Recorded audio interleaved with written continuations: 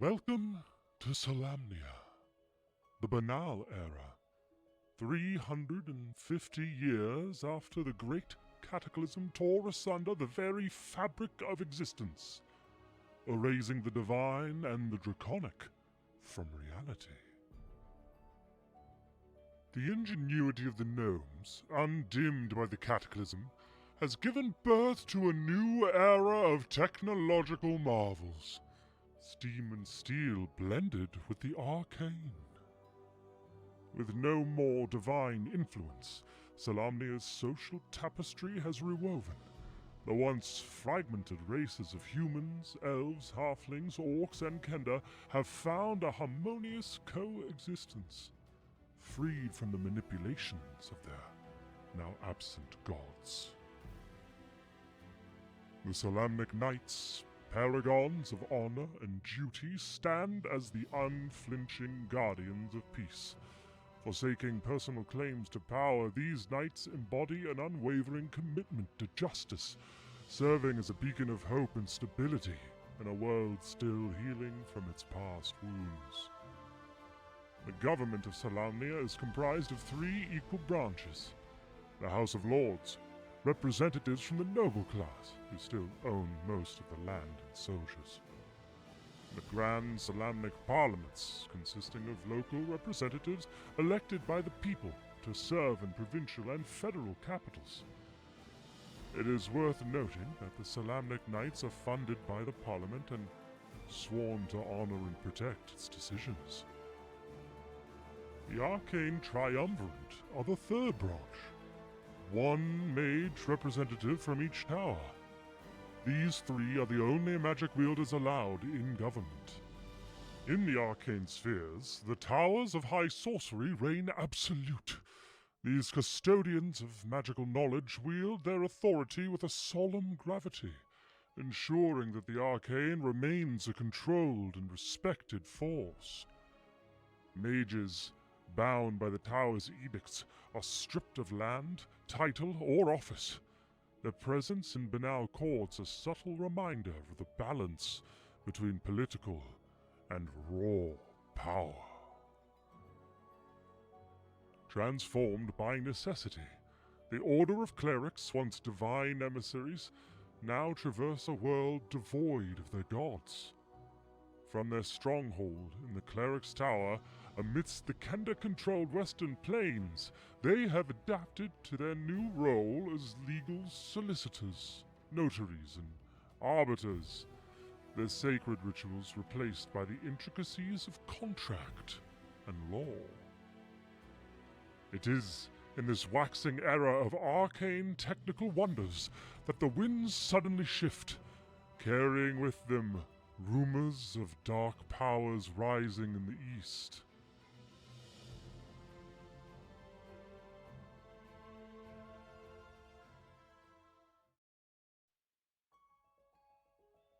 Welcome to Solamnia, the Banal Era, 350 years after the great cataclysm tore asunder the very fabric of existence, erasing the divine and the draconic from reality. The ingenuity of the gnomes, undimmed by the cataclysm, has given birth to a new era of technological marvels. Steam and steel blended with the arcane. With no more divine influence, Solamnia's social tapestry has rewoven. The once fragmented races of humans, elves, halflings, orcs, and kender have found a harmonious coexistence, freed from the manipulations of their now absent gods. The Solamnic Knights, paragons of honor and duty, stand as the unflinching guardians of peace. Forsaking personal claims to power, these knights embody an unwavering commitment to justice, serving as a beacon of hope and stability in a world still healing from its past wounds. The government of Solamnia is comprised of three equal branches: the House of Lords, representatives from the noble class, who still own most of the land and soldiers. The Grand Solamnic Parliaments, consisting of local representatives elected by the people to serve in provincial and federal capitals. It is worth noting that the Solamnic Knights are funded by the Parliament and sworn to honor and protect its decisions. The Arcane Triumvirate are the third branch. One mage representative from each tower. These three are the only magic wielders allowed in government. In the arcane spheres, the towers of high sorcery reign absolute. These custodians of magical knowledge wield their authority with a solemn gravity, ensuring that the arcane remains a controlled and respected force. Mages, bound by the tower's edicts, are stripped of land, title, or office. Their presence in banal courts a subtle reminder of the balance between political and raw power. Transformed by necessity, the Order of Clerics, once divine emissaries, now traverse a world devoid of their gods. From their stronghold in the Cleric's Tower, amidst the Kenda-controlled Western Plains, they have adapted to their new role as legal solicitors, notaries, and arbiters, their sacred rituals replaced by the intricacies of contract and law. It is in this waxing era of arcane technical wonders that the winds suddenly shift, carrying with them rumors of dark powers rising in the east.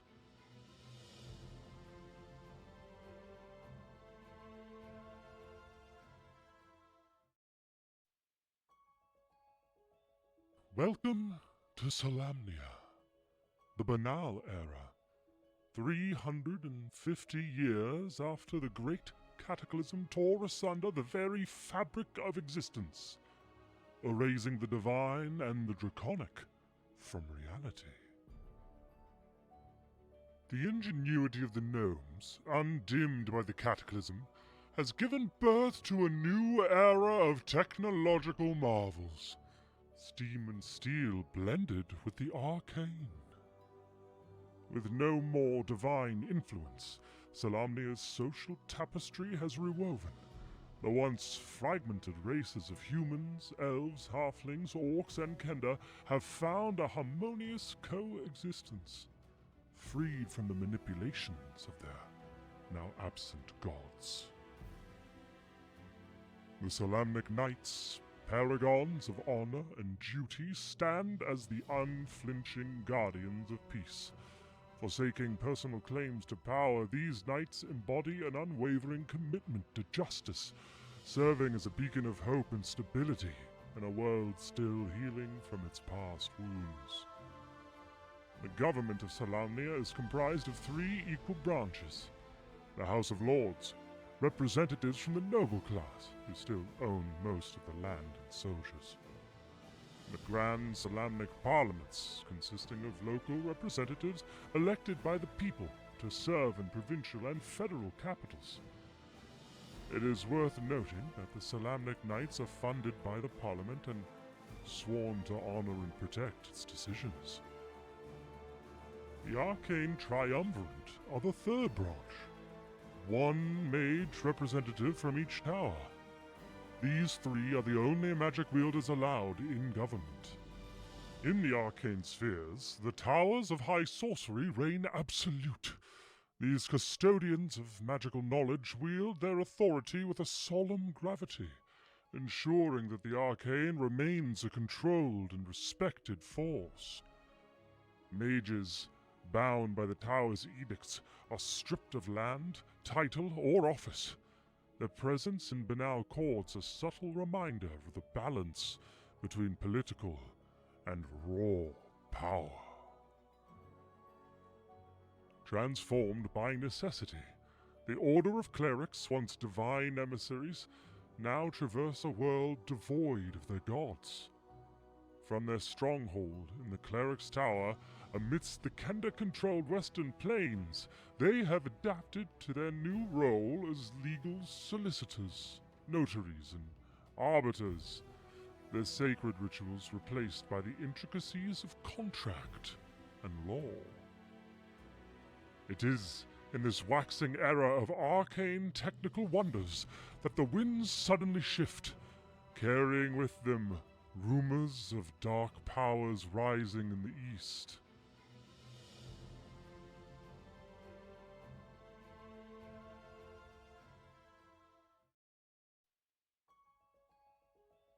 Welcome to Solamnia, the Banal Era. 350 years after the great cataclysm tore asunder the very fabric of existence, erasing the divine and the draconic from reality.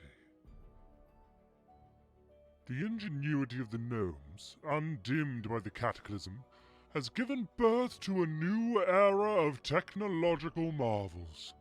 Steam and steel blended with the arcane. With no more divine influence, Solamnia's social tapestry has rewoven.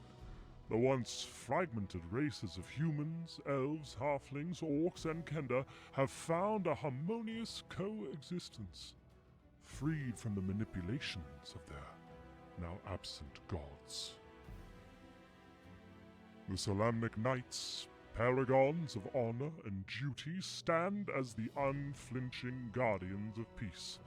Forsaking personal claims to power, these knights embody an unwavering commitment to justice, serving as a beacon of hope and stability in a world still healing from its past wounds. The government of Solamnia is comprised of three equal branches: the House of Lords, representatives from the noble class, who still own most of the land and soldiers; the Grand Solamnic Parliaments, consisting of local representatives elected by the people to serve in provincial and federal capitals. It is worth noting that the Solamnic Knights are funded by the Parliament and sworn to honor and protect its decisions. The Arcane Triumvirate are the third branch, one mage representative from each tower. These three are the only magic wielders allowed in government. In the arcane spheres, the towers of high sorcery reign absolute. These custodians of magical knowledge wield their authority with a solemn gravity, ensuring that the arcane remains a controlled and respected force. Mages, bound by the tower's edicts, are stripped of land, title, or office. Their presence in banal courts a subtle reminder of the balance between political and raw power. Transformed by necessity, the Order of Clerics, once divine emissaries, now traverse a world devoid of their gods. From their stronghold in the Cleric's Tower, amidst the Kender-controlled Western Plains, they have adapted to their new role as legal solicitors, notaries, and arbiters, their sacred rituals replaced by the intricacies of contract and law. It is in this waxing era of arcane technical wonders that the winds suddenly shift, carrying with them rumors of dark powers rising in the east.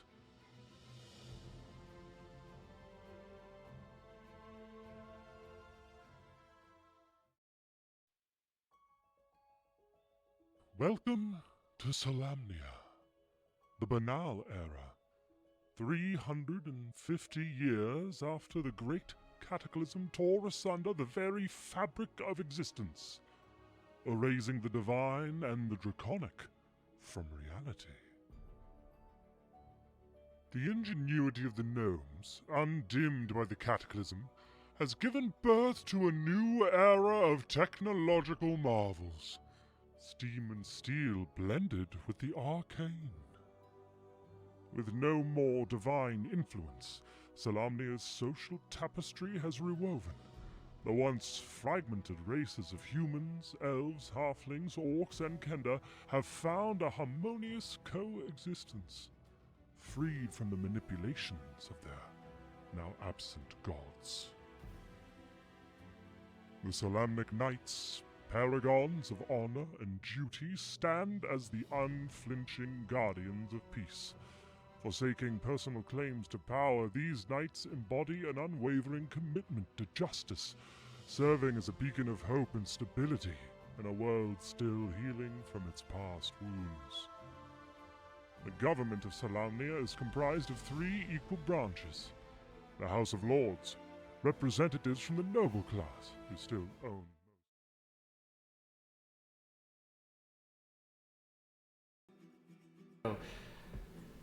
And let me move this over because we want to... Recording live from somewhere. I'm trying out a new intro. Let's workshop some stuff. Welcome to the weekly D&D game where you, the audience, get to join in and be the voices inside the head of one of the party members. Because in this game, you are Legion. My name is Nicholas Coy Santillo. I'm going to be your game master today, and I'm joined by our fantabulous players. We have Lindsay Owen Pierre as Bubo, the Owlin Ranger, raised by a human, possessed with a wild magic, refugee of the Sylvanestry Homewoods, since the dragon armies attacked years ago. Michael Keane as Harold Gray, halfling, proletariat, philosopher, widower. Sam Gilroy as Thaddeus Turnpike, second born of a landed raider clan that is the Turnpikes, apprentice wizard of the Towers. It took dying for him to grow up and embrace his full magical potential. Sean Boyd as Aelric Tiamaticus, raised to be a soldier, recently granted the title of Duke of the Hinterlands and the last true Dragonborn. And coming in new, fresh off her first day understudying for Claire Hogan is Alberta Johnson, who will be playing Juniper Arley Candlewick III, the noble kender who thought being a cleric was more about contract law than divination, until she became the first representative of the gods in an age. Previously on, oh my, wow, I just moved that across and I saw a rave going on Sean's screen, and I got very distracted. This is super awesome. Keen, there's also 2 other items there for you in Mounted Combatant. Take a look at those. Those are going to be more important for you. I know. As Harold is semi-running away from this encounter... Did that come in? How dare you? Yeah. As Harold is running away from this encounter, he's also going to be understudying for Le Squeak Noir, who has a kind of Spanish, kind of French accent. We don't know. And, of course, his mount, the trusty library cat. Previously, you know what? Before I get on to previously on, I want to hear a little bit from our new guest, friend of the show. Let's call her friend of the show. Her background should be easily recognizable to everyone who watches, because it's where I normally sit. Alberta, say hi. Welcome. Hello. I'm here. It's finally happened. Very exciting. Thank you, Claire, for entrusting me with this, very, very big honor. Yeah. This is one of those, kind of been happening in the background for a few weeks. But now is the moment. We decided, why not bring you in on the most terrifying encounter and session that we could possibly come up with. It was all planned. Last week, everyone woke up from a frickin' rager of a jam. Any party by Dionysus is a Dionysus party. On waking up, we had a few bouts of, some health remedying vomit from Thad. Bubo also was feeling a little rough. I think everyone was feeling a little rough in general. Meanwhile, Harold spotted a bunch of dragons coming across towards him from the distance and cast an invisibility over the Legion, which had become inert and started running back to the party. Luckily, Arlie decided to send a message to the absent Harold. The group wasn't sure whether or not Harold and Dionysus were getting it on or not. Turns out, not quite getting it on the way they thought. Harold answered the message, and everyone rushed in a very disorganized manner to Harold's aid.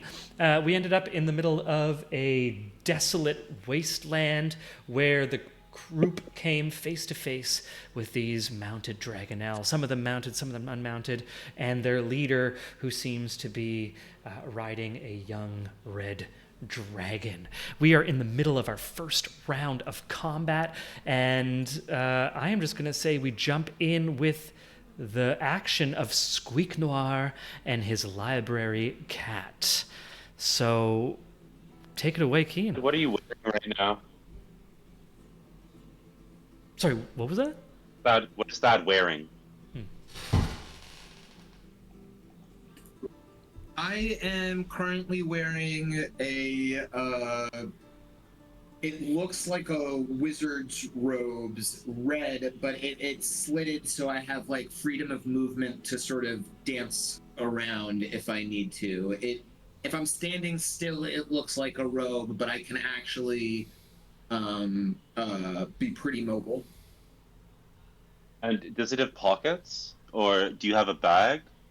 It absolutely has pockets. Okay. As I've just been given control of this character who is supposedly my companion, I'm just going to take the liberty and just do a little bit of retroactive action from Squeak Noir's.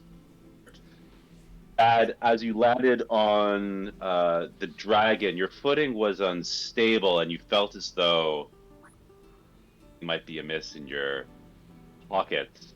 But it turns out you actually brought a little passenger along with you.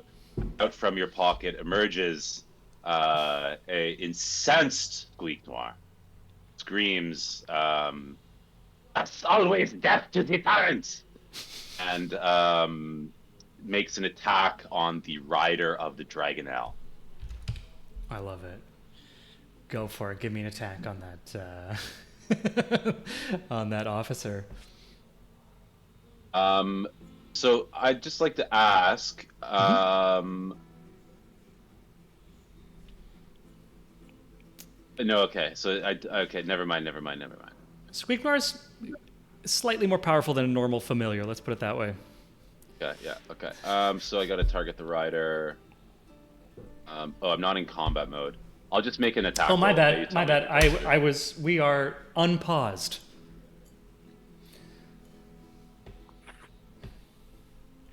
Don't know how to select Squeak Noir on the bottom, so I am just gonna roll off the character sheet. You tell me if it goes through, okay? Yeah, that's all good. Yeah.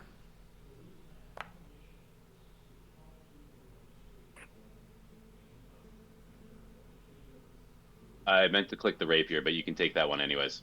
I'm assuming that misses. A 13 does miss. Yeah. Yeah. Okay. So Squeak Noir's little rapier just tings off of the armored greaves of Squeak Noir, 20 feet in the air, with that co-riding this Dragonelle that has been severely damaged. It's very, very not quite bloodied. I'm bad at math. It's right around that region. Meanwhile, at the bottom of the rope, Library Cat, who's been rolling very good stealth, let's say. I was rolling some stealth during the entire introduction to this battle and continuing. Library Cat is entirely invisible at this point to everyone, and is just kind of going to sit at the bottom of that rope, staring up at the hole where Arlie disappeared into, just kind of like patting at the string or the rope. Meow, meow. And it's going to use the dodge action if anyone tries to attack it. Leading us to Arlie.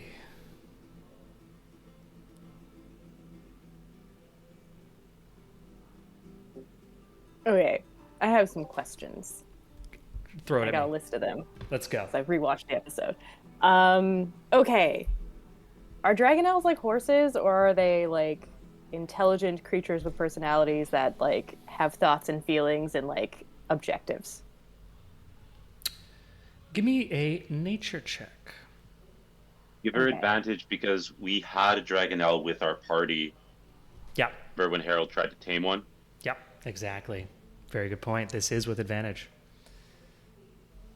Don't need it. 19. First roll. Good roll.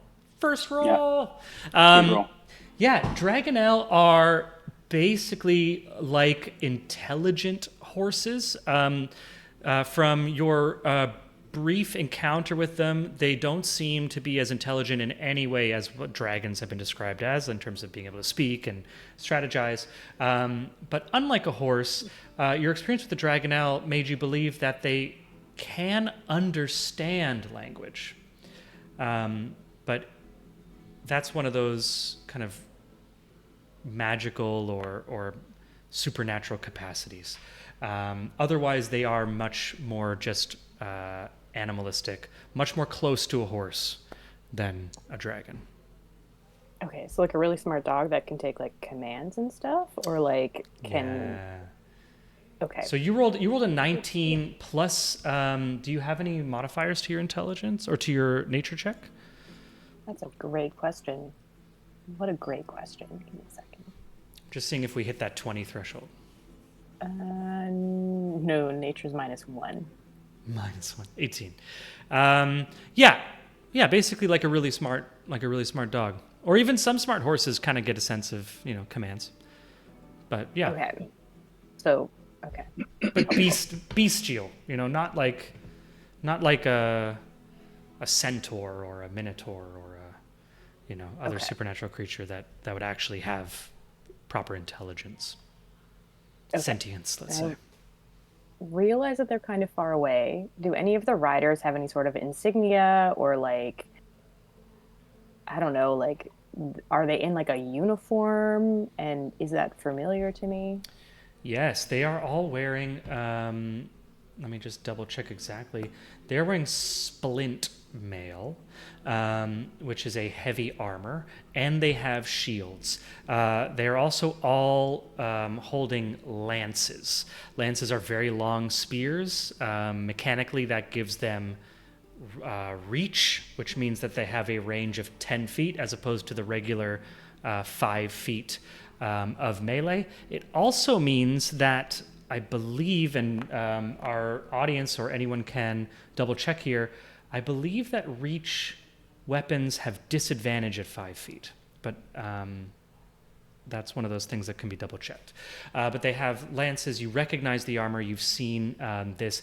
These are all armored. All these riders are armored in a more, how would you say it, higher ranked, fancier armor that you would associate with higher rank than just a common soldier or even just a common rider. And that makes sense when you see that the rider of the Red Dragon appears to have a very unique and not kind of standard battle attire. That rider is clearly the leader of this group. This group seems to be some sort of like personal retinue. Okay. All right, team. My options are Guiding Bolt for the Red Dragon, Augury, we ask advice from a god, or Channel Divinity to read minds to the closest dragon rider. Thoughts? I don't know what we would get out of reading their minds. I think their intentions are clear. But I'm curious, when you were asking about the Dragonelle's intelligence, what you were trying to glean from that. If we were to read a mind, would they be something worth reading, or would we need to get to like somebody who's riding the dragon to understand their intentions? Yeah, we've established what fish and other animals provide when reading minds, when a previous legion did that. Not necessarily a lot of tactical support. I mean, I think guiding bolting the Red Dragon or something probably is the best course of action if you don't have spiritual weapon at the ready. I do have spiritual weapon, but nothing's in range except for the one dragon that's super wounded. Right. Yeah, maybe dropping the guiding bolt then. Finish it off. Fish it Will off. fall. It also has, it's under the effects, it has 2d damage if it wants to stay in the air next, at the top of its turn. Oh, so it doesn't really need to get finished off then. it's donezo. Okay. I mean, you know, it's bloodied, so I don't know if it'll kill it outright, but it's pretty. It's in a bad spot. But I go for the dragon or the dragon rider.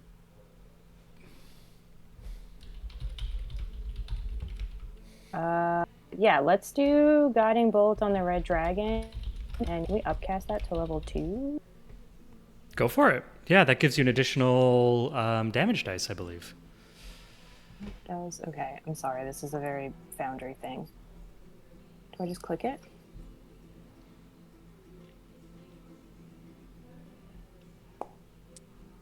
There we go. Oh. It's a roll to hit, and then so it's an 11 to hit. You're trying to attack the dragon itself, or what's your target? Oh wait. Sorry, the red dragon. The red dragon. An 11 is not going to hit. Yeah. So a magical bolt fires. What does it look like when Arlie sneaks her head out of this extra dimensional plane at the top of a 60-foot rope in the middle of nowhere to fire this magic? Very nervous, like, oh shit. And then like, okay, well, like, let's try this, and like throws something out of her like hand, and then something goes there, and it just goes. It doesn't even like make it the whole way. No, it doesn't even make it the whole way. I love it. Just fizzles. By the time it reaches the dragon, it's just like a little spark that just ping off of its armor. Incredible. Is there anything else Arlie wants to do with her bonus action or her movement? Nope. Think I'm gonna stay in the hidey hole. Amazing. So you're going to pop your head back into that hiding hole, which means you are immune to all damage. You cannot be targeted. And you can only see down from where you are. Okay. That's Juniper's turn. Next up, we have our Dragonel and Ryder here on the top corner. We are going to, let me just double check some distance. Okay, that's 30 feet, and then... Okay, this dragon that's on the very far west corner is going to move in and swoop past and over Thad, and then loop around and come back down. As it does this, both it and the rider are going to attack. The Dragonel has a flyby feature, which means it does not provoke opportunity attacks when it flies out of an enemy's reach. So Thad, you do not, or neither does Squeak Noir, get opportunity attacks. And we are going to... this is going to be 2 rend attacks on Thad. Does an 11 hit? Oh, you're muted, Sam. No, an 11 does not hit. Amazing. Wait, is that... Oh, sorry. Oh, my bad. Does a 15 hit? No. Okay. And I'm just going to hold off on the other one because it was a critical fail. Can I snatch the lance on a critical fail? Well, that was the dragon. The dragon critical failed. So, as we have established in the past, critical fails mean that, yes, the dragon unintentionally, as you move out of the way, Thad, give me a coin toss. Heads is going to be the rider, tails is going to be the dragon. That will take this damage. They don't have a 1D. Where is there a 1D2 in this? Oh, if you can just give me a... Oh, yeah. Where's a coin? Do I have a coin? Want me to just roll a d4, odds and evens? Oh, wait a minute. Sorry, yeah, I'm not math brained. I'll just, I'm gonna call evens. Evens? Okay. Yeah. No, I just did it, and I missed it. No, I rolled, and I missed it. Okay. I rolled, and you didn't. Yeah. So what was it heads or tails or what was? I called evens and I didn't get it, and So it'll be Squeak the Noir. Squeak Noir gets hit. Okay, so Squeak Noir gets hit with 11 points of damage from that rending attack that misses, and the rider is going to make 2 attacks. It was a critical miss, and it hits. No, it was only going to hit Lawrence, the. It was no. You're right. It was only the only options. My bad. The only options. I'm struggling with the lag. I'm not used to lag because I run it from my own house. The only options are it hits the rider or the dragon because it was a critical miss. So whatever. So I'm going to say you called a roll and you didn't. What did you want it to hit, Sam? What did I want what to hit? That's where I'm confused. I thought it critically missed. Doesn't something bad happen to it? Yeah, So you're s- choosing, Sam. You're choosing between whether the rider gets it or the dragon gets it. So if you were going to say even, yeah, even the dragon gets it. I want the rider to pay the price for the dragon's mistake. Dragonel's mistake. Okay, so because you missed the roll you wanted, the dragon is. So what happens is this dragon comes in with 2 rending claw attacks. Thad is able to kind of shift and avoid with his dancing, singing blade magic, and the second rend, as it tries to counter this movement on top of an ally, carves its claws into its own fellow kin, and the already wounded dragon screeches out as its second failed attack does more damage. That dragon is officially bloodied now.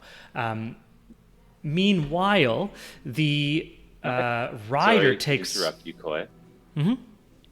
Oh, keep resolving this if you want. Yeah. Resolve the damage. Then I'm just going to revolve this next because it's a rider and a mount.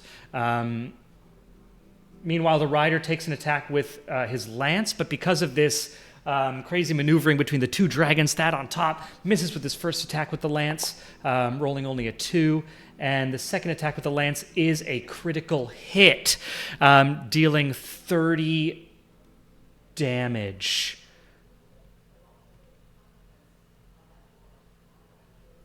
Let me just double check here. This is going to be 24 piercing damage and 6 fire damage to Thad with this vicious lance wielded by the Dragon Army officer. And then they move off. Keem, what were you wanting to say? In light of the critical miss of the dragon and Squeak Noir of Squeak Noir's feat as a mounted combatant, can you allow him to take a roll to try to get on this other dragon? Sure, give me an athletics roll. Yeah. Past. Okay. Hell yeah. Athletics or acrobatics? Actually, acrobatics would make more sense, right? Yeah, I'm not sure. Acrobatics probably. I'm Little trying to Squeak find Noir. his actual stats on his character sheet, and it looks like because he's a companion, you've just given him. So with the way that NPC sheets work is that if they don't have specific proficiency with a skill, then it's just the base. I don't think he has any proficiencies, so it's just base. Just the base. So it's just so he gets +3 from Dex. Yeah. And a D20. Yeah. Yeah. Okay. I'm gonna say this is a DC 15. Oh, he Yeah, just he just did Which it. he just does it. Okay, describe what it looks like as Squeak Noir changes mounts. So Squeak Noir sees this other rider coming and sees the havoc that it's caused and says, "Oh my!" and then just sort of gets a hand on a trailing piece of saddle or sack, Yeah. and just it's like something that like the mass is so different between these 2 objects that it would be like Right. like someone with incredibly strong grip just grabbing a train and then like gone. It's like a cartoon. Yeah, just holding out and grabbing the train. Just disappears and is now 30 feet away. I absolutely love it. Squeak Noir is my hero. This is amazing. That ends the Dragonel and the Dragon Officer. Yeah. We'll learn one more thing. Yeah. Since we're at a disadvantage here, Squeak Noir is really like he's the size of a mouse, right? He's like, tiny. He's tiny sized. Yeah. Tiny. I think that Squeak Noir should make a stealth check to see if the rider knows he picked up a passenger. Hell yeah, go for it. It'll be against their passive perception. Oh yes. Dirty 20. That's good. Yeah, they don't know. All right. Hell yeah. All right. I love it. Squeak That's Noir is the insane. best. Oh yeah, it's Squeak and somehow Squeak Noir is able to like get his hat as it pops off. Classic Indiana Jones move. That leads us to Bubo, near the bottom Okay. of the round. Right. So Bubo is going to come out of this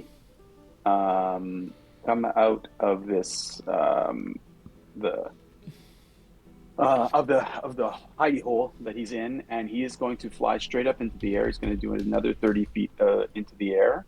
Mm-hmm. Oh, sorry. I'm just going to change that. That's wrong. It's 90 actually. Okay, and he is going to. I've already resolved all this because I thought that I'd be gone. So That's what that was. Okay, I was wondering. Cool, yeah. cool, cool. So I gave myself with my Tides of Chaos the sharpshooter advantage on my first attack, and I got a 16. Does a 16 hit a Dragonel? No. Oh yes, just. Okay. All right. So Which one were you aiming at? the retreating Dragonel. The one. Oh, the that one that's is like not on the far screen. away. Yeah. Okay. You're forcing me to pull out a pen and paper. I'm listening to Harold's advice on making sure that they don't get reinforcements here. I love it. Okay, that hits. Yeah. Okay, so the as a bonus action, he casts Hail of Thorns on his second attack. So let me just make sure here. I just want to see if I resolved everything here. Hail of Thorns. Next time you range it says, yeah, okay, so it's the same thing. So on the Dragonel as well, I rolled a 16 on that one. So 2 hits. Pardon me? So you got 2 hits on it? I got 2 hits on it, yeah. So the second hit would be a 16. And so the damage I'm also invoking my favored foe thing that I can do. Gives me an extra Cool. D4 attack. Love it. And I just want to ask you, and I rolled it anyways, but you can give it to me or not, whether or not you're going to give me my sneak attack dice since I'm popping out of this Yeah. this thing and he's flying away. Okay. Yeah, So- and he's flying away like 500 feet? Yeah. And you came out of a non-dimensional space? Yeah. Yeah. I would say okay, that's sneaky. Fair enough. Yeah, it's kind of sneaky, right? Okay, so what he will do is he is going to take 15 plus 22, that's 27. Okay. Plus the 37. 4, that's 28. That's 37. 15 plus 22 is 37. Yeah, I knew that. I knew. Thank you, Harold. 37 plus 1, that's 38. Plus the D6 that wound up being 4, so that's 44 damage. And then both he and the rider are going to make a dexterity save. And if they don't make it, they're going to take an extra 9 damage, half if they save. So but the dexterity save would be 8 plus... come on, just roll me. Yeah. So you don't save it. You don't save. Amazing. So So they how both much take damage is 9 that? damage. So that's, what did I say? 42 48. plus 40. What did I say? 48? 48 plus 9. So that's 57 damage on the Dragonel, and then 9 damage on the rider. Bubo, describe what it looks like when you down this retreating dragon with a single shot hundreds of feet over the ocean. Yeah. So what happens is Bubo is extremely frustrated at his effectiveness so far in the fight. He feels like we're all being scattered, and he's like super upset.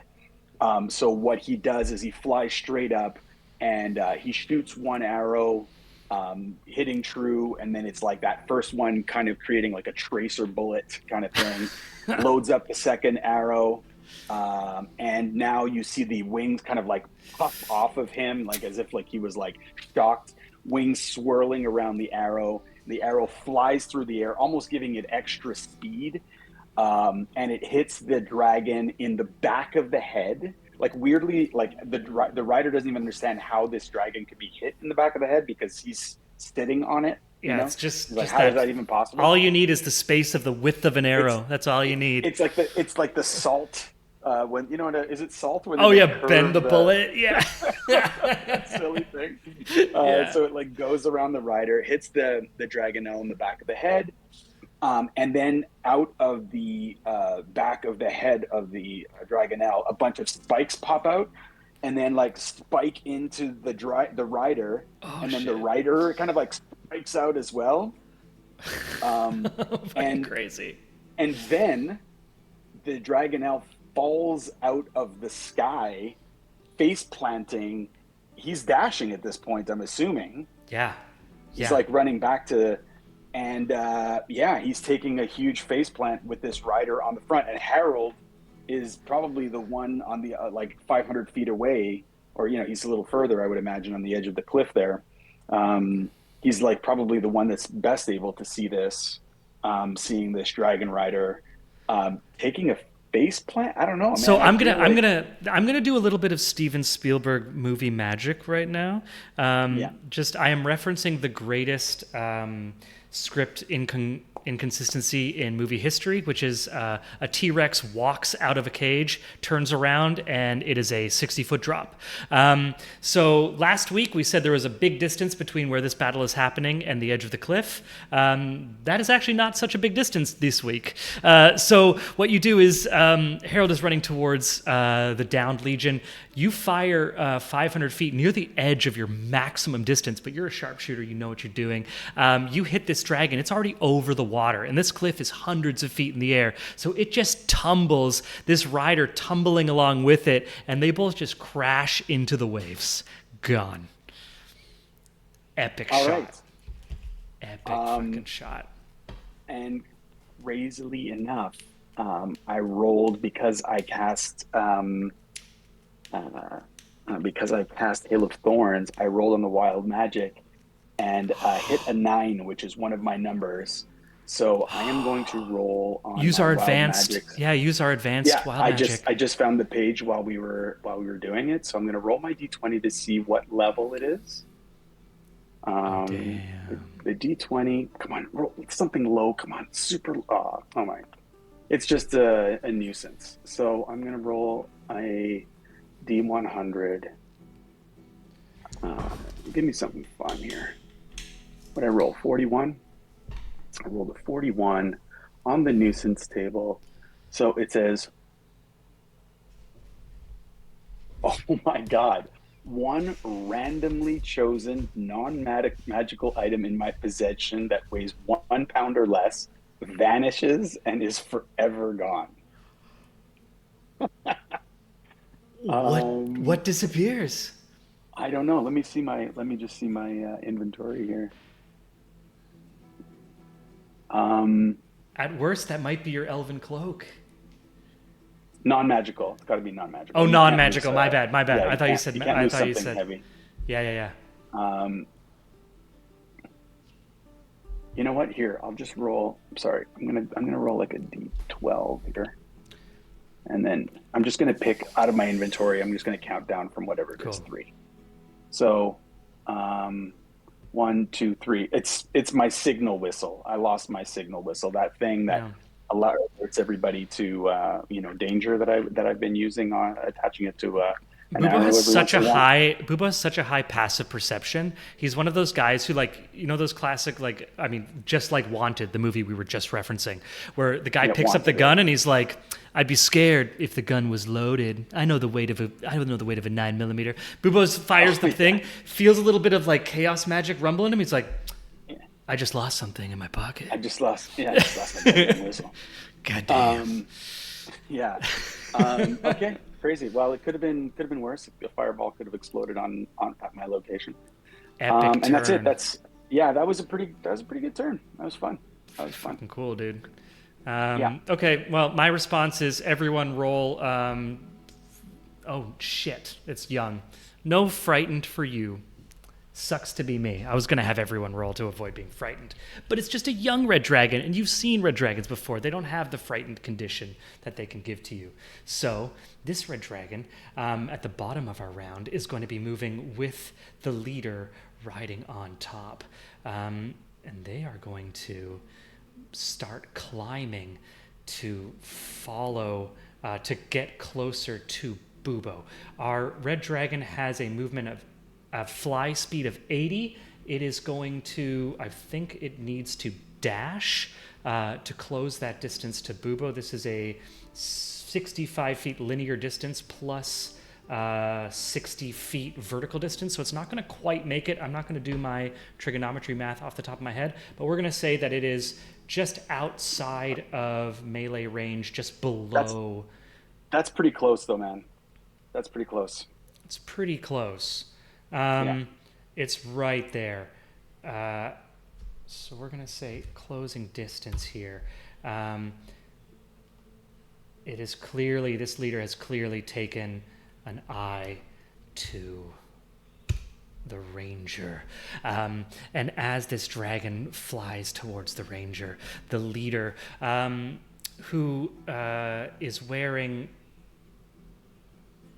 this plate mail that is very intricate, no helmet, white shock hair. As it closes the distance, Bubo, you're able to see one of the eyes of this rider is actually glowing, not organic. This is some sort of a magical or inorganic gem or something in one of the eyes that seems to have an old scar over their face, and a manic look over the visage, let's say, of this rider. The rider is going to fire at you with a burst of flame from their gauntleted hand, and you need to make a dexterity saving throw.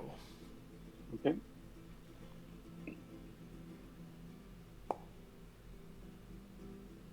Oof. Whoa. Yeah. Okay. So I am gonna fail my dex save. I got a 10. Okay.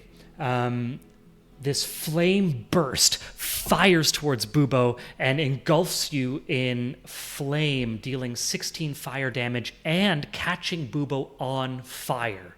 This is going to be a remaining condition until you spend an action to put out that fire, or someone else does. Okay. And that is the action of the rider. You see, in the other hand, after this rider fires this flame burst from its gauntleted hand, it holds up one of the arrows that you had fired on them.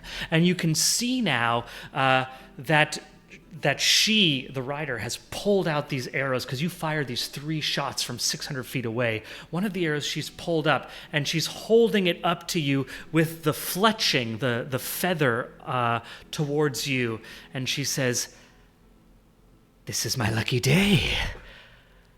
I was looking for someone, but I never thought I would find another trained by Nire.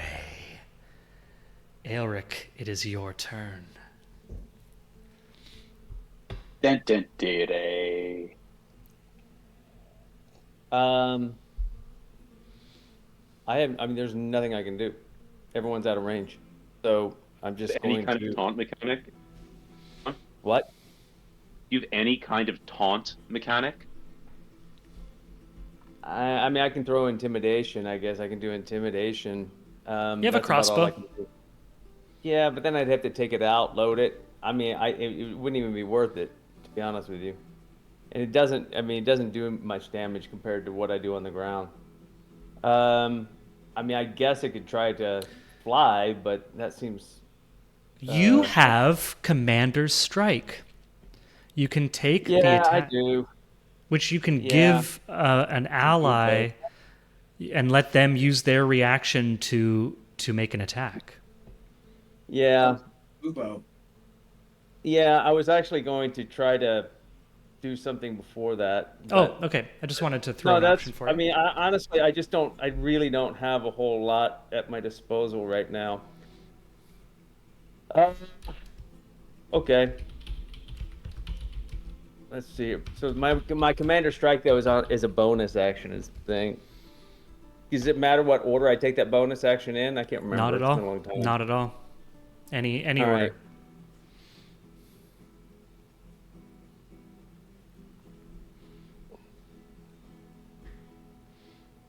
Okay. Well, then I will use Commander Strike and right off the bat and give that to Bubo. You're going to get one superiority die worth of extra damage when you make your reaction attack, Bubo, which I'll roll right now. Hell yeah. Unless Vikavar needs to tell me that I'm doing this wrong, which I'm happy for that to happen. Where is my dice jug? Where's the damn dice jug? Or can I just click the superiority die? Yeah, The yeah. cat. Or you can just roll just a random D8 from the dice tray in the bottom. I can't find the dice tray. That's what I'm saying. Like I can't find the dice tray. At the bottom? Is it not? You don't see it there at the chat on the chat window? It should be under the. Okay. Otherwise, you can type /R space. Oh, I see it. Never mind. Okay. Yeah, my chat window wasn't open. I'm sorry. Ah.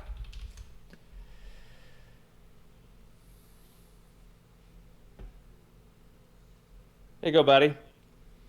So, Aelric, what does it look like when you use you're finding your authority? Aelric was trained as an individual fighter, as Thad mentioned last episode, actually. And it seems like he might have taken some of this to heart. What does it look like when you give this encouraging order or commander's encouragement to allow Bubo to make his attack? It's all audible, and it's straight up, and I think it's just a call, and he'll scream at the top of his lungs to go up. Well, how far are you? Like you're up there, dude, aren't you?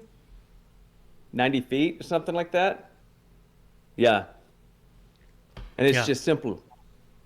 Take him. Nice. Oh, you're on mute. You're on mute, Linz. I imagine it to be like similar to your like when you make people afraid, but you're like inspiring. You know what I mean? Like that same kind Yeah. of like Rory type vibe. You know? Yeah, It's like the voice in Dune, right? Yeah, yeah. I'm not taking this attack right now, am I? You are, yeah. So Oh, I am. you Okay. take it on your reaction. you're allowed to spend your reaction to make a normal attack, and you're going to add Okay. 3 to the damage result. Okay, so I'm going to use my Tides of Chaos again to give me advantage on this because I cast the yeah. spell. Okay. Yeah, so I'm gonna try this. Oh, that didn't work. And I'm actually going to try to attack the guy, the rider, because I've already hit him for a bunch. So I'm gonna see if I can do anything to him. Oh my lord, not even. Nothing. Completely lost. Completely wasted. Okay, so Bubo's frantically firing down at this oncoming enemy who's touched a nerve with what they said, maybe, and unsteadied the ever steady arm of Bubo. Right. Incredible. And you still Yeah. have your action and movement. Yeah, I'm not gonna. I'm just gonna hold down, and I'm gonna call up to the rider, and I'm going to roll for intimidation, and call right up to him, and say, "Come here if you want to fight, or stay away like the coward you are." Okay. I would say that's more of a persuasion check if you're Oh, trying to. No, it's not a persuasion. It's not a persuasion. Okay, I'm you're not trying to. convincing him. I'm daring him. Okay. So I'm not okay. persuading him. All right, I'll take it. I'll take it. And the rider is this is the rider of the red dragon, right? The young red dragon. Yep. That is a her, just for as gender pronouns are very important these days. And I'm going to roll a wisdom check in response. Le wisdom.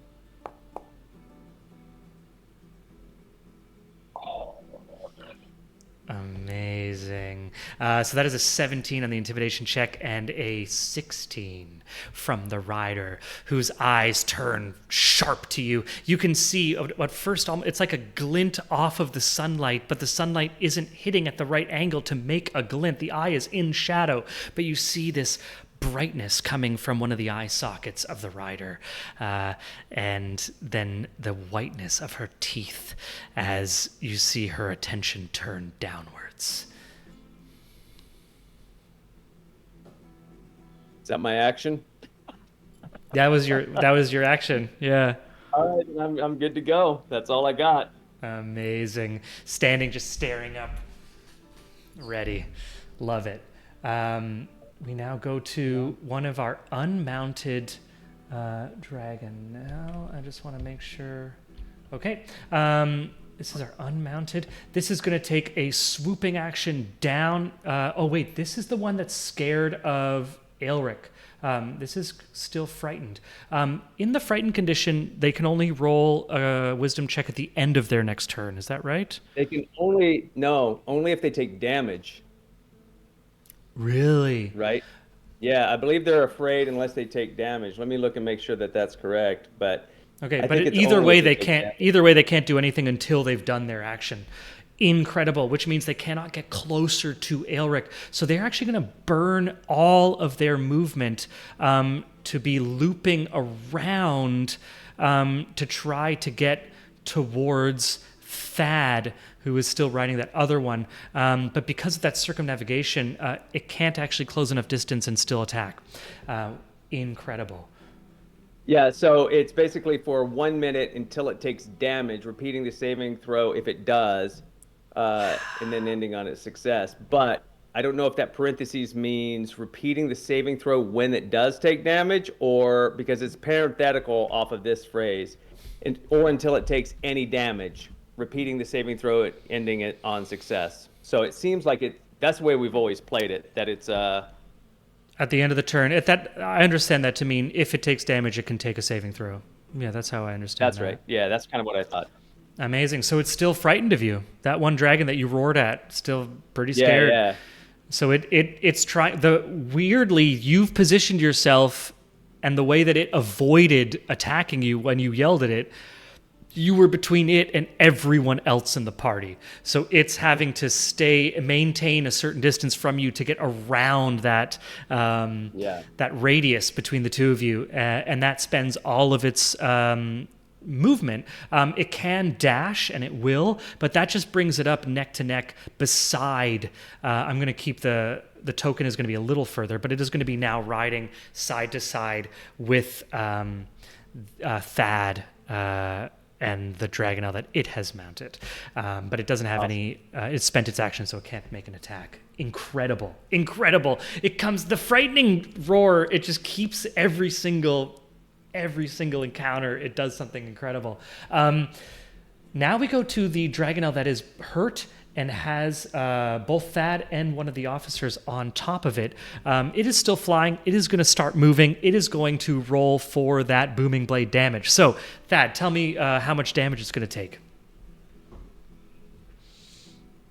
Yes, sir. That is mine. I'm leaning towards my camera, and Takes a total of 8. 8 damage. Amazing. It looks messed up. This is a very messed up dragon. But it is able to move, and it is moving with all of you because you're also mounted on it. That is insane. I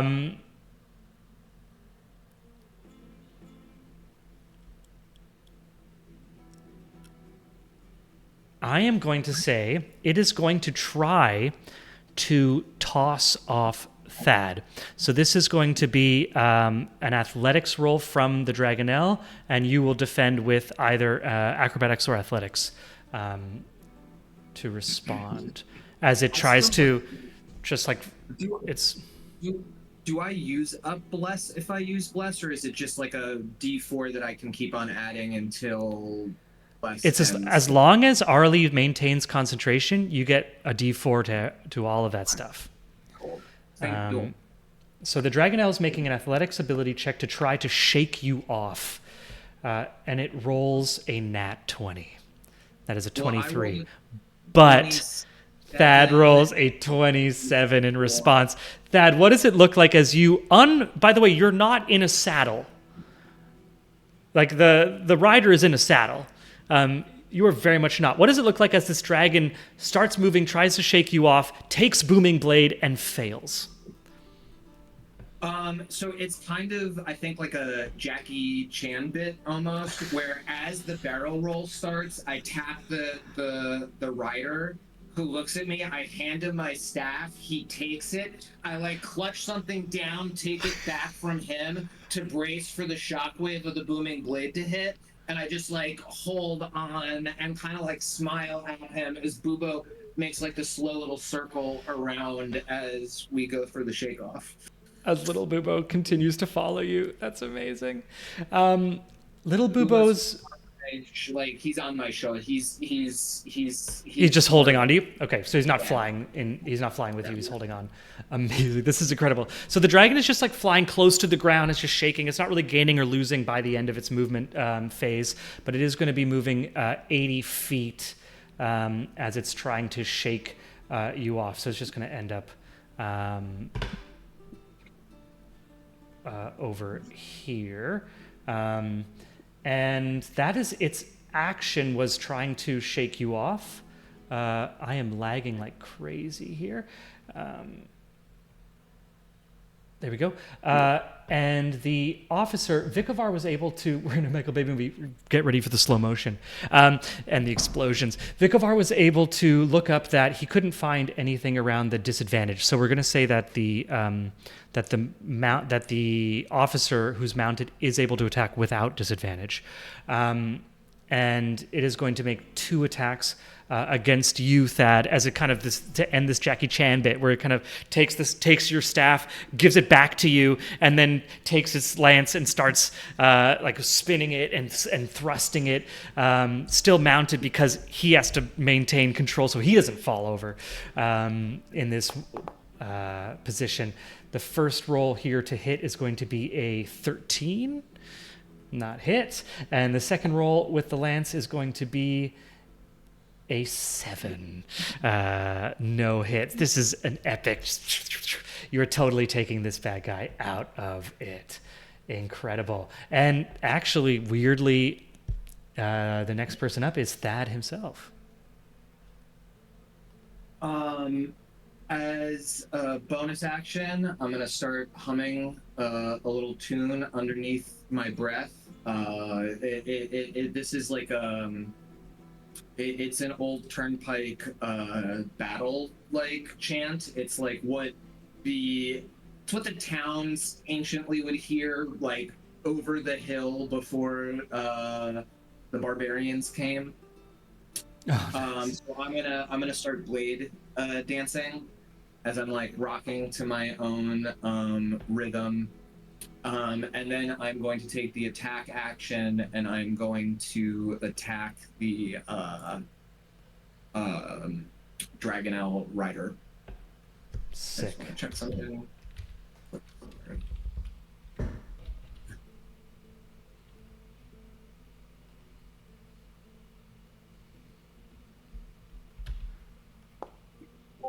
Ooh, Ooh, natural 20. Oh shit! On a hit. Yeah. And that's 40, or that's going to be straight up on the rider. Hold on, I will Amazing. tell That you, hits. It's my upcast Shadow Blade. So that's going to be 3d8, 16, 24. 20. So it's going to be 24 straight up, and then I have to roll another 3d8. Okay, give me that damage roll. This is incredible. Oh, nice. And another 17 on top. 28 plus 17 is how much damage you just did? Mm-hmm. You don't get any dex or strength on your sword? No, Shadow Blade. Okay, it's a magical thing. 45. What? The total is 45 damage. Thank you so much. This dragon officer is severely bloodied. What does that look like? It's when the shadow that I'm holding doesn't want to be like, it doesn't want to be an object, it wants to be a shadow. So it like it's constantly like writhing in these jagged, it's not like a gooey thing, it's more of like this jagged, and weapon shapes constantly pop up as I'm maintaining. So as we do sort of this the Jackie Chan bit of like grabbing a thing, going back, I do like a head bob, and I punch forward, and as I punch forward, it turns into these like almost Wolverine-esque like black bear claws, and I just like punch him right in between the shield and the lance, and just get him right in the chest with it. And then I am going to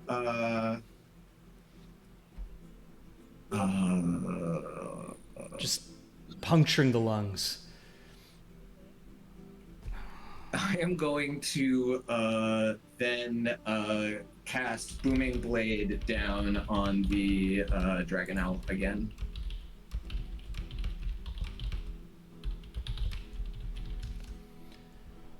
Go for it. Yeah, another attack on the dragon owl. 12 hit. A 12 does not hit. You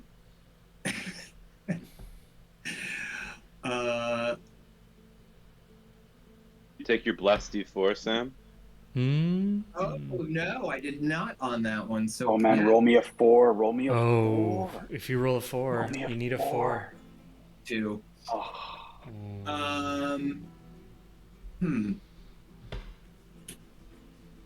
Attack both of them. Is Bubo helping? Is little Bubo helping? Oh, I forgot to say that. I that's on me. I should know my character well enough that I declare that at the top, so I will scrub that out. But Koi, does falling take up movement? No, if you just let go. If you just let yourself drop. After I hit both of them, I give a little kiss, and I just sort of tumble backwards off the dragon. 10 feet before I hit the ground, I use a reaction to cast Featherfall.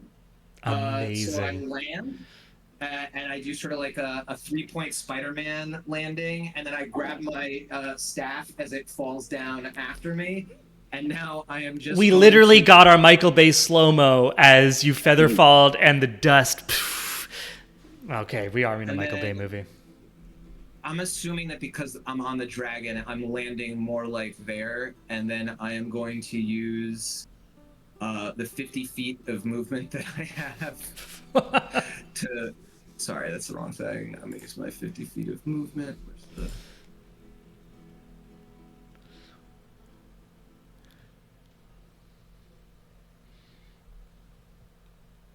Yeah. This is insane. I'm gonna book it like right over Cool. to there. Nice. Arlie, if you're gonna heal me next turn, that'd be so nice. Thank you. We have a close-up of the cat just like licking his paws and Thad just rushing across the desert in the background. Not sure if they want to use a reaction, but they can't. I have a mobility feat, and I attacked both of them, so they cannot target me as I disengage from them. Right. Okay. Okay. So they're unable to use their reactions to target you. Incredible. That is insane. Next up, we got a lot of stuff going. The mounted rider on the red dragon, whose attention has now turned down to Aelric, looks to the unmounted dragons and says, "Take care of him," in reference to Bubo. And they all move in Bubo's direction. We have Is that in 1, common 2, or 3, in 4, Draconic? In Draconic. Yeah. We're going to have all 1, 2, 3, 4 unmounted Dragonel are going to move and close distance. I want to make sure what their distance is. I'm not sure if they're able to actually fully close that distance. It is 70 feet plus 60 feet up, so they won't be able to close that distance. They are going to all dash, and they are all going to be basically, we are watching that single Bubo firing up, and then all these unmounted Dragonel coming up from underneath. They are now spiraling up in like a triple helix towards Bubo as the mounted rider on the red dragon crests to the top of her parabola, and in her next turn is going to take that successful intimidation from Aelric and move down. That is going to be that dragon, that dragon, that dragon, that dragon, that dragon.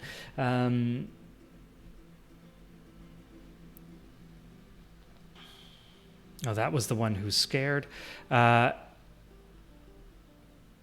There's a lot of these bad boys. I'm not touching their... I'm not changing what it says in Discord, or sorry, in Foundry in terms of where they are with their feet, just because I'm too laggy to do that right now. It'll slow things down.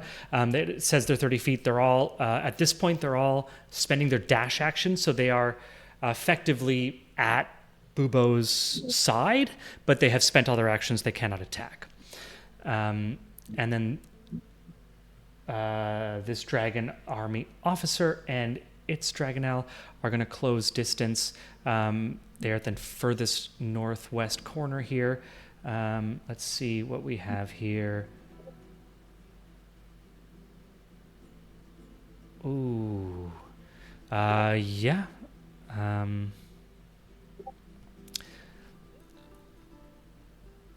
This dragon army officer, so the dragon is going to take a dash action. It is going to rush right down and towards Thad and move on past Thad. As it passes Thad, there are going to be 2 lance attacks from the rider. We're going to roll those right now. Thad does a 9 hit. I don't think so. And its other attack... 20. Does a 20 hit at the moment? Oh. Doesn't. You guys are way too powerful. AC 21 right now. Damn. Pre-shield. Damn. So what does it look like as you're running away? This mounted Dragonel comes down, skims right above you, 2 lance attacks. You're able to miss them both, avoid them both. Thad's eyes are closed, and he's just kind of to the song that he's singing. He's just kind of it looks almost like he's dancing to himself. And he just kind of pirouettes through the 2 attacks with a smile on his face. That's doing a little bit of Star-Lord from the opening of Guardians of the Galaxy. Or actually, in honor of what we were talking about before, Thad's doing a bit of Hudson Hawk right now. Hudson Hawk, listener, but it's more for any of you that have the reference or in the chat. It's more it's more on the unhinged level of Gojo just awakening to his power, where he's in the fight but he's not in the fight, if that makes any kind of sense. Incredible. He's humming, he's just thrumming with power, magic is coursing through him. He's not there. Sick. Amazing. Next in line will be Harold. So, Keen, you have a chance as Harold to declare if you are going to continue doing what Harold was doing before, which is running towards Legion. Or I guess I should say, if you choose to change that declared action.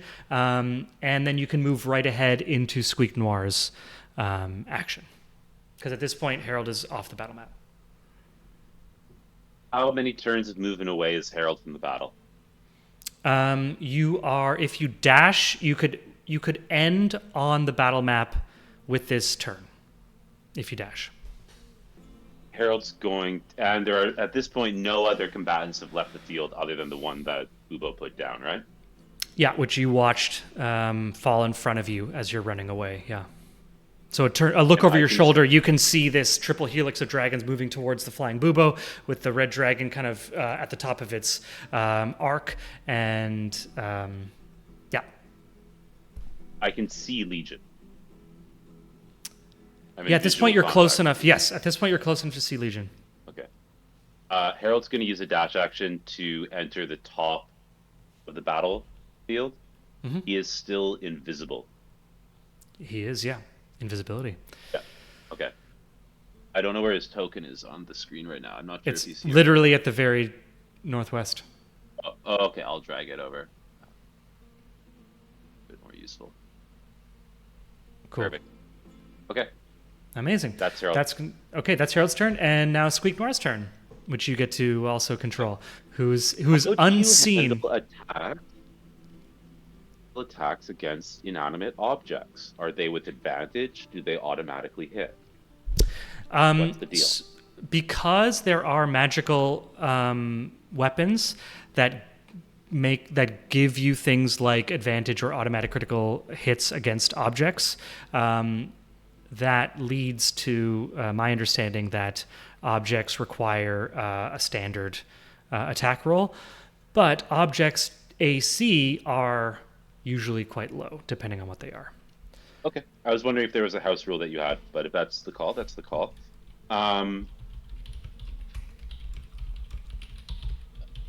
Squeak Noir, so Squeak Noir is in the air, kind of hanging by this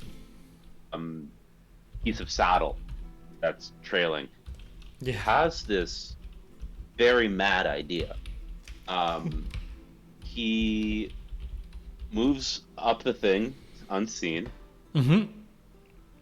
And he is going to try to slip his blade between the Dragonelle and the strap that holds the saddle in.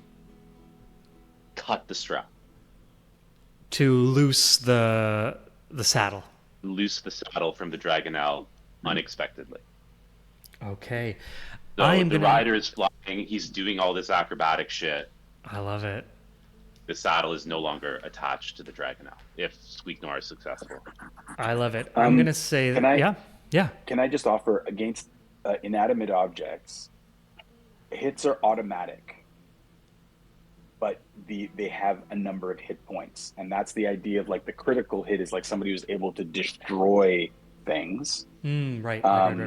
But like a door will have a certain amount of hit points, and if you wanted to bang it down, you don't have to roll attacks on it. You just have to roll like damage, and then once you've accumulated enough damage, the thing will be either knocked down or destroyed or whatever. If the door is armored, it can be considered to have an armor class if you want to use that mechanic. But something like a leather strap and you're just using a knife to it, there may be other mitigating circumstances in terms of doing it in the air or, like hanging, flapping in the wind, or, you know what I mean? But like for the most part, he should just be able to like go and hack away at it until he's done enough damage to it to make it break. That is a good point. I'm going to agree with that. I'm just looking for, I'm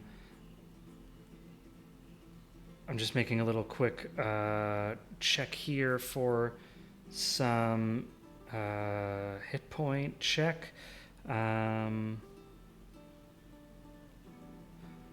So it's based on size, according to the rules. You can rule if it is a small or medium, whether it is fragile or resilient. Yeah, we're going to say that this is a medium and resilient leather that we're looking at. I'm also looking at, according to Roll20, objects do actually have an armor class, which is for the various substances. So to even this all out, we're just going to say it's an AC of 10, and it is going to be a 18 damage that you need to deal. If you can deal 18 damage, then you'll be able to cut this strap. Super fair. Okay, cool. One little problem. All of his inventory just disappeared. So I need to do this raw. Instead of just I see a bunch rolling. of new weapons. Yeah. I'm not sure. Where how did you this- get a Vorpal the whole- sword? Wait a minute. Where did the? I don't know how Yeah, I all don't know these what's going do. on with them. I still see the rapier, but that's fine. A rapier is. Do you want to put the attack then, quick? Because you Yeah. control the sheet. Do it. And Squeaknar has a multi-attack, so Squeaknar can actually take 2 attack rolls. So hits with the first, deals 9 damage. Needs 18 damage to destroy this strap. So sawing away at this strap with his second attack on his multi-attack. Come on. Yes. Oh no, he rolled a 2. He is gonna not. So it's not that he doesn't not that he doesn't hit this strap, but he's just kind of in that moment of like, the classic cinematic cutaway to sawing away at the thing and trying to. I think Squeakmar's courage often exceeds his size. Yes. Yes. I think taking half of it off, depending on how extreme its maneuvers are, maybe a roll. Maybe there's a roll to see if the leather snaps at half. I mean, that's You know half. what? It's bloody. That's bloody. You know what I'll tell So- you? Oh, you know what I'll give you for half damage? I'll give you for half damage. These are war mounts, which normally make them immune to having to do saving throws to remain on their mounts. But I'm going to say that because you done half damage, that they count this one counts no longer as a war mount, but as a normal saddle. So that it'll have to. Actually, if anyone, please look up this rule specifically. But they will have to roll whatever they normally have to roll. Yeah. Like when you take Incredible. damage in your mount, you're rolling to stay on your. To stay on the mount, exactly. And in a war saddle, you don't have to do that, but you have now removed the war saddle feature, we'll say, because you've put in that little bit of damage to the strap. The Such a wind is good roll, rushing though, man. past Squeaknoir's face at like, Yeah. I don't know, 60 miles an hour or something. It's like your head's out of a car window on the highway. But if there were someone who could hear Squeaknoir, and I don't think even the Dragon Rider or the Dragon Owl could, you would hear him saying, "Oh, she is very well made." Nice. He has honor. That's the thing about Squeaknoir. No matter he'll always respect his enemy. Incredible. Appreciates the craftspersonship of the saddle. Yeah. Exactly. The saddle strap that is about the same size as Squeaknoir himself. Okay, that's Squeaknoir's turn. We go to Library Cat's turn, and you know what? To be fair, because Squeaknoir is Harold's familiar mechanic in terms of how we're playing this, Library Cat is officially Arlie's familiar. So what does Library Cat do, Alps? Squeaknoir. I still feel like she's just he. I don't even know. Is still just chilling at the bottom of the rope, just kind of like watching everything go down, and is just like kind of hanging out because I don't think cats can climb ropes. Correct? Could definitely try with an athletics check. Yeah. Oh, I feel like I just want to like leave her there. Sure. Yeah. I think we succumbed to our Western habit of defaulting Library Cat's gender to a he, but otherwise there is no assigned gender to Library Cat. So yeah, Library Cat's just chilling, just kind of like watching everything go down, not bothered at all. I love to like we go from this Michael Bay film and this like insane action movie with like a little bit of a combat lazzo and like a Jackie Chan style to just that little close up, like a still lockdown shot right near the ground of a cat just like licking its paw, and all this craziness going around in the background. Thad just like singing to himself, avoiding a swooping Dragonelle with lance strikes. Little cat's just like. And this is going to go right into Arlie's turn. Okay, I have a noob question. Can I do my bonus action before my action? Okay. I'm going to stick my head out and see Thad looking real sad and kind of beat up. Just singing to himself, trying to just keep his shit together. And I'm going to cast Mass Healing Word on him. I don't know how to... Mass Healing Word? Mass Healing Word is normally for multiple targets, but you can still use it if you'd like. Well, it's the only one that's going to reach, and Thad's almost dead, so we're just going to go for it. Right, because it's... Do I need to select him to do that? It'll just tell you what to roll, and then just roll manually just roll those dice, and that'll be what he can... Sam will be able to type in how much hit points to regain. Oh, that's the wrong healing word. Oh, no, if you have does the not mass one target me from 60 feet? I think it's that she's slightly more than 60 feet. That's the problem. Oh, hang on. I did the math while I was waiting. 15. Hang on. It's a right angle triangle, 60 feet on A, 15 feet on B. So the hypotenuse is going to be slightly over 60. Yeah.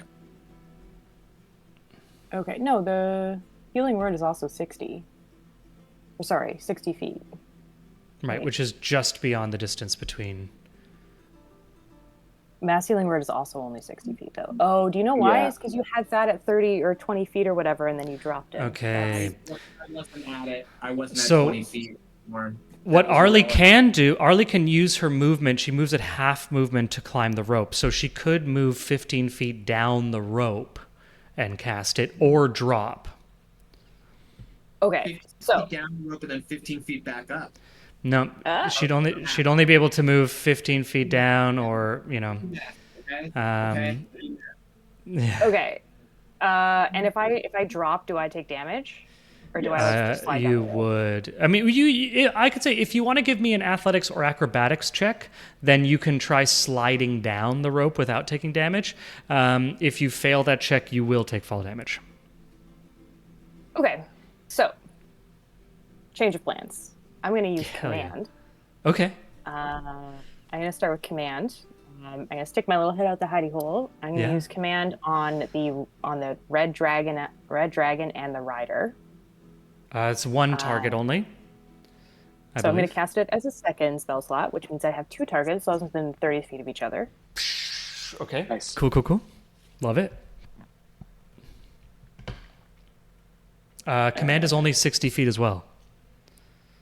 Yeah, but I am 30. You're 60 feet, and they are within 60 feet of you. Correct. Gotcha. I did my math. I have my I love hypotenuse it. calculator up. I love it. Someone pulled out their hypotenuse. If you tell them to grovel, they fall.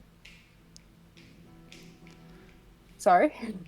If you with the command spell, I believe that if you tell them to grovel, they would fall prone. Prone condition has a movement of 0 feet. They're in the air. They have to keep flying. They would just fall. Yeah, any flying creature that gets a 0 movement immediately falls. Or halt. Pardon me. Halt is what you want. Oh no, no. Or freeze. Yeah, grovel or freeze. Yeah, you can make your own version of a word. It's grovel. Stuck it. So they need to do a wisdom save throw. Cool. Okay. I'm going to roll for the dragon first because that's going to be the most important. Oh my god! Yeah. 6.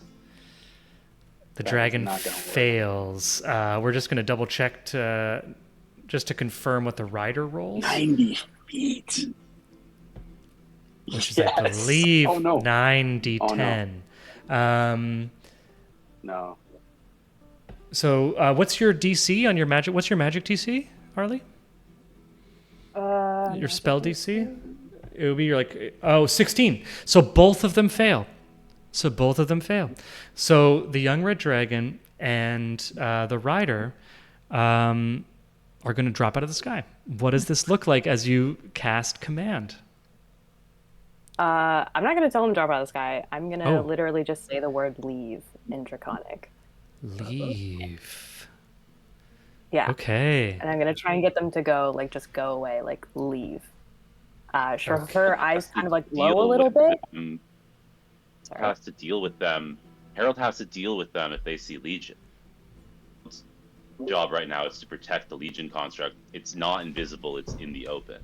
So if they go, Harold's gonna hightail it after them. Just so you know how Harold's gonna react to that. And if Gonna we fight. can Only if kill we go in them, we that won't have direction. to fight them later. Because if you make them leave, we're definitely going to have to fight them later. I just want to offer, as we had discussed at the beginning, making them fall like has the potential of doing 180 damage, which is like unheard of. Like it's a pretty epic thing if you choose to have them go to 0 and fall 90 feet. It's a pretty big deal. It's 1d10 for each 10 feet falling. Yeah, it's The epic. leader, and if the leader dies, the rest of them may have to make a morale check or whatever, because they're all following this thing's command. And if you just utter one word and then it falls to its death, something tells me that's going to shake them. You do what you want, but All right, Arlie, what's the confirmation? Is it leave? Avikavar is also saying that the command only lasts 1 round, Correct. so it won't go all the way back. It'll go for 1 round and it'll come back. I also am very sensitive to the fact that there are 4 men telling you what to do right now, so you just Yeah, do your yeah. thing, lady. Exactly. Do Yeah, the thing you I think want to it's do. I think it's because you asked in your first turn that everybody's telling you, what you could Yeah. possibly be doing now. So that's apologies for that. Okay, let's try and drop them then. Yeah, I guess the word is halt then, I guess. And that stops them and then they fall. It's just the 2 of them though that are under command. Yeah. Yeah. So you're gonna say a command word. I'm gonna be because you are joining as our new understudy. I am not going to be a hyper stickler DM. Some DMs will be very mean about which word you choose, and because it really comes down with command to how the enemy perceives the word and how they interpret that word. But I am not going to do that. My understanding is that you want them to fall with your command word, so that is what we are going to have happen. What we now have is we have 9d10 of falling damage that will occur first D6. to the. Is it d6? Oh, No, they're at 90. Oh. No, it's 9d6. It's Oh, not d10. thank God. It is 9d6. First for the dragon. I am rolling that right now. 32 damage as the dragon smashes into the sandy rock below.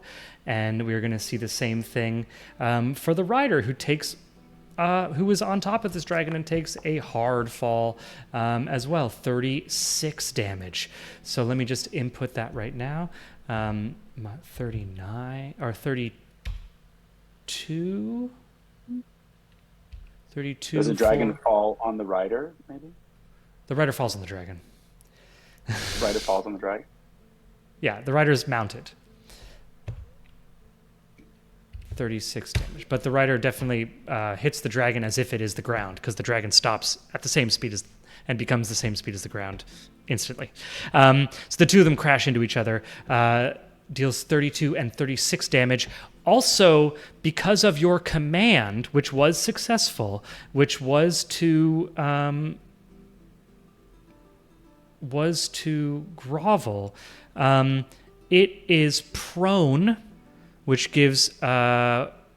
allows advantage on melee attacks against them. until the end of its next turn. So these two are going to remain prone for their next turn.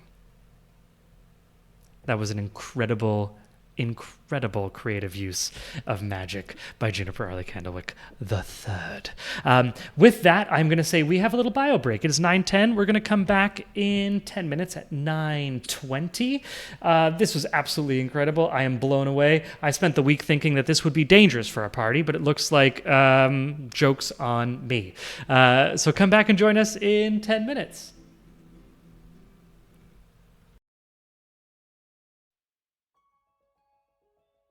Welcome to Solamnia, the Banal Era. 350 years after the great cataclysm tore asunder the very fabric of existence, erasing the divine and the draconic from reality. The ingenuity of the gnomes, undimmed by the cataclysm, has given birth to a new era of technological marvels. Steam and steel blended with the arcane. With no more divine influence, Solamnia's social tapestry has rewoven. The once fragmented races of humans, elves, halflings, orcs, and kender have found a harmonious coexistence, freed from the manipulations of their now absent gods. The Solamnic Knights, paragons of honor and duty, stand as the unflinching guardians of peace. Forsaking personal claims to power, these knights embody an unwavering commitment to justice, serving as a beacon of hope and stability in a world still healing from its past wounds. The government of Solamnia is comprised of 3 equal branches: the House of Lords, representatives from the noble class, who still own most of the land and soldiers. The Grand Solamnic Parliaments, consisting of local representatives elected by the people to serve in provincial and federal capitals. It is worth noting that the Solamnic Knights are funded by the Parliament and sworn to honor and protect its decisions. The Arcane Triumvirate are the 3rd branch. 1 mage representative from each tower. These 3 are the only magic wielders allowed in government. In the arcane spheres, the towers of high sorcery reign absolute. These custodians of magical knowledge wield their authority with a solemn gravity, ensuring that the arcane remains a controlled and respected force. Mages, bound by the tower's edicts, are stripped of land, title, or office. Their presence in banal courts a subtle reminder of the balance between political and raw power. Transformed by necessity, the Order of Clerics, once divine emissaries, now traverse a world devoid of their gods. From their stronghold in the Cleric's Tower, amidst the Kender-controlled Western Plains, they have adapted to their new role as legal solicitors, notaries, and arbiters, their sacred rituals replaced by the intricacies of contract and law. It is in this waxing era of arcane technical wonders that the winds suddenly shift, carrying with them rumors of dark powers rising in the east.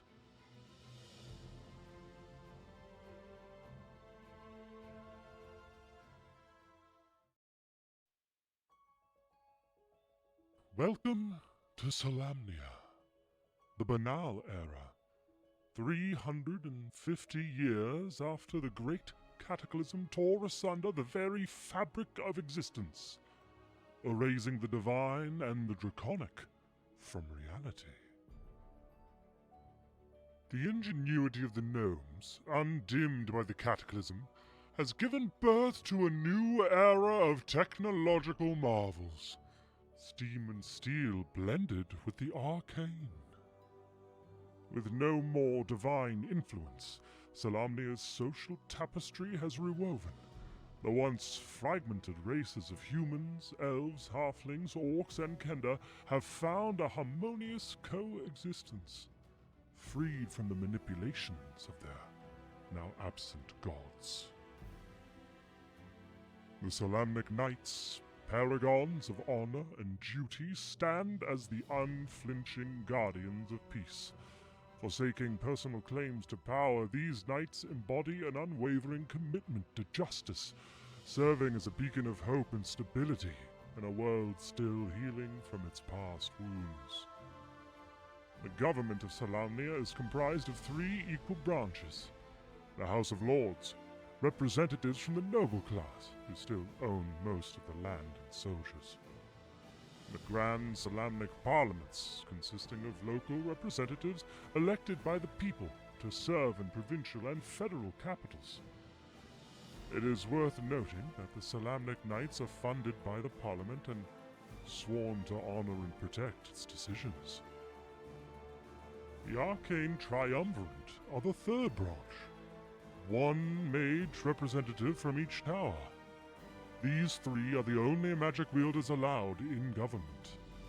In the arcane spheres, the towers of high sorcery reign absolute.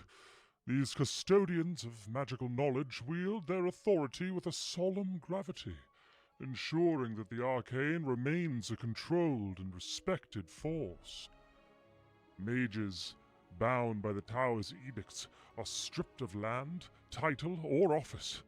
Their presence in banal courts a subtle reminder of the balance between political and raw power. Transformed by necessity, the Order of Clerics, once divine emissaries, now traverse a world devoid of their gods. From their stronghold in the Cleric's Tower, amidst the Kenda-controlled Western Plains, they have adapted to their new role as legal solicitors, notaries, and arbiters, their sacred rituals replaced by the intricacies of contract and law. It is in this waxing era of arcane technical wonders that the winds suddenly shift, carrying with them rumors of dark powers rising in the east.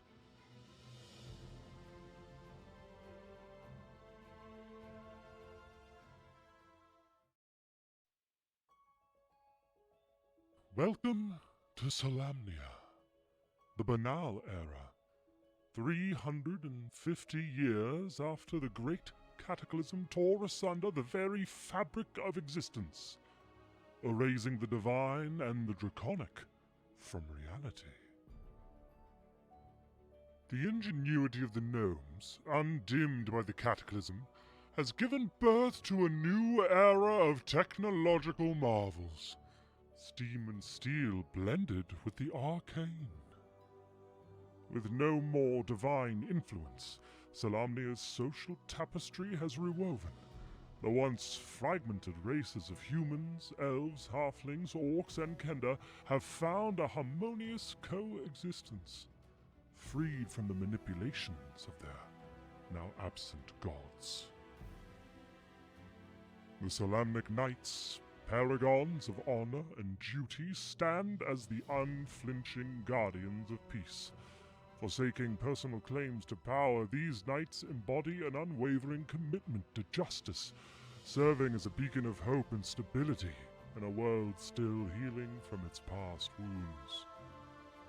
The government of Solamnia is comprised of 3 equal branches: the House of Lords, representatives from the noble class who still own most of the land and soldiers; the Grand Solamnic Parliaments, consisting of local representatives elected by the people to serve in provincial and federal capitals. It is worth noting that the Solamnic Knights are funded by the Parliament and sworn to honor and protect its decisions. The Arcane Triumvirate are the 3rd branch, 1 mage representative from each tower. These 3 are the only magic wielders allowed in government. In the arcane spheres, the towers of high sorcery reign absolute. These custodians of magical knowledge wield their authority with a solemn gravity, ensuring that the arcane remains a controlled and respected force. Mages, bound by the Tower's edicts, are stripped of land, title, or office. Their presence in banal courts a subtle reminder of the balance between political and raw power. Transformed by necessity, the Order of Clerics, once divine emissaries, now traverse a world devoid of their gods.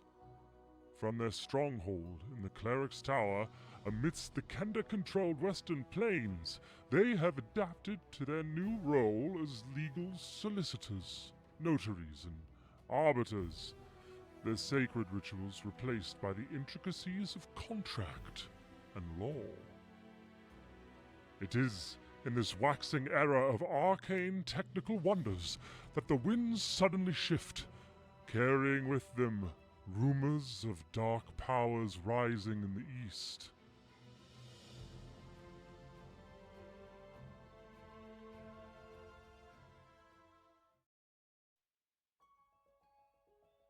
Welcome to Solamnia, the Banal Era. 350 years after the great cataclysm tore asunder the very fabric of existence, erasing the divine and the draconic from reality. The ingenuity of the gnomes, undimmed by the cataclysm, has given birth to a new era of technological marvels.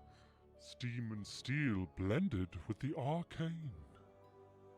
With no more divine influence, Solamnia's social tapestry has rewoven. The once fragmented races of humans, elves, halflings, orcs, and Kenda have found a harmonious coexistence, freed from the manipulations of their now absent gods. The Solamnic Knights, paragons of honor and duty, stand as the unflinching guardians of peace. Forsaking personal claims to power, these knights embody an unwavering commitment to justice, serving as a beacon of hope and stability in a world still healing from its past wounds. The government of Solamnia is comprised of 3 equal branches. The House of Lords, representatives from the noble class, who still own most of the land and soldiers. The Grand Solamnic Parliaments, consisting of local representatives elected by the people to serve in provincial and federal capitals. It is worth noting that the Solamnic Knights are funded by the Parliament and sworn to honor and protect its decisions. The Arcane Triumvirate are the 3rd branch. 1 mage representative from each tower. These 3 are the only magic wielders allowed in government. In the arcane spheres, the towers of high sorcery reign absolute. These custodians of magical knowledge wield their authority with a solemn gravity, ensuring that the arcane remains a controlled and respected force. Mages, bound by the tower's edicts, are stripped of land, title, or office. Their presence in banal courts a subtle reminder of the balance between political and raw power.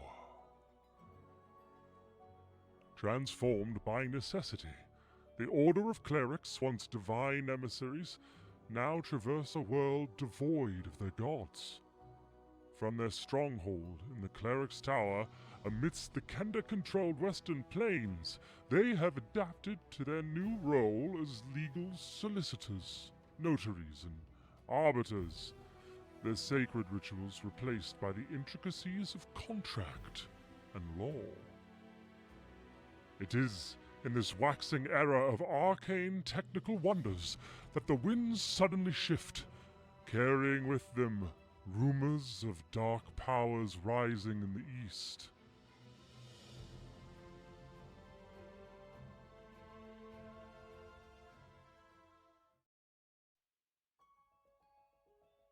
Welcome to Solamnia, the Banal Era.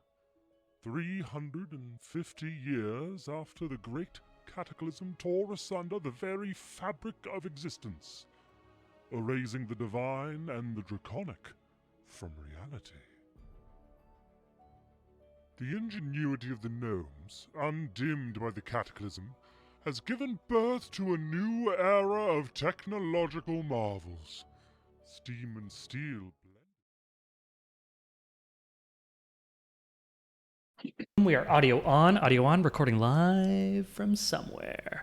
Arlie, welcome back. We are going to finish your turn. We're all just blown away. I needed a break because I wanted to kill all of you this week, and it looks like that might not be as close to happening as I sort of dreamed and feared at the same time. You still have a bonus action and movement to use if you'd like. Okay, so I've now been informed that the bonus action I was going to use, I'm not allowed to use because I already cast a spell. So thank you. Damn you, rules! So instead, I'm going to stick my head out the hidey hole and I'm going to taunt the red dragon because fuck that guy. This is a Kender racial feat, so you can do it, of course, yeah. Yeah. So the target must succeed a wisdom saving throw or it has disadvantage on attack rolls against targets other than you until start. Oh my god. Yeah. Okay, I will just offer as a rule thing, the young red dragon is prone until the end of its next turn, which means it already has disadvantage.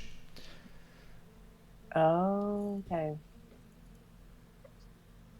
And disadvantage doesn't stack. If it's only one turn, if it is only one turn, then they're just going to overlap, and you just won't have the benefit of that impact. Okay. You already have the outcome of what you wanted to do. So it can be a role-playing taunt, and you're still going to get the outcome. Yeah, then I guess maybe I'll just be like, Yeah. fuck you. But I think I'm gonna do it in a different language because she's nerdy. I think she's gonna taunt him in a different language that nobody else would know. That would sound really scary to other people around. Yeah. Draconic. Arlie She speaks Draconic, right? It sounds like Old English when Arlie speaks it. Yeah, but I think they're dragons, so they would understand. He would wouldn't they potentially do that? I was thinking celestial, and so they it would sound creepy. Oh yeah, hell yeah.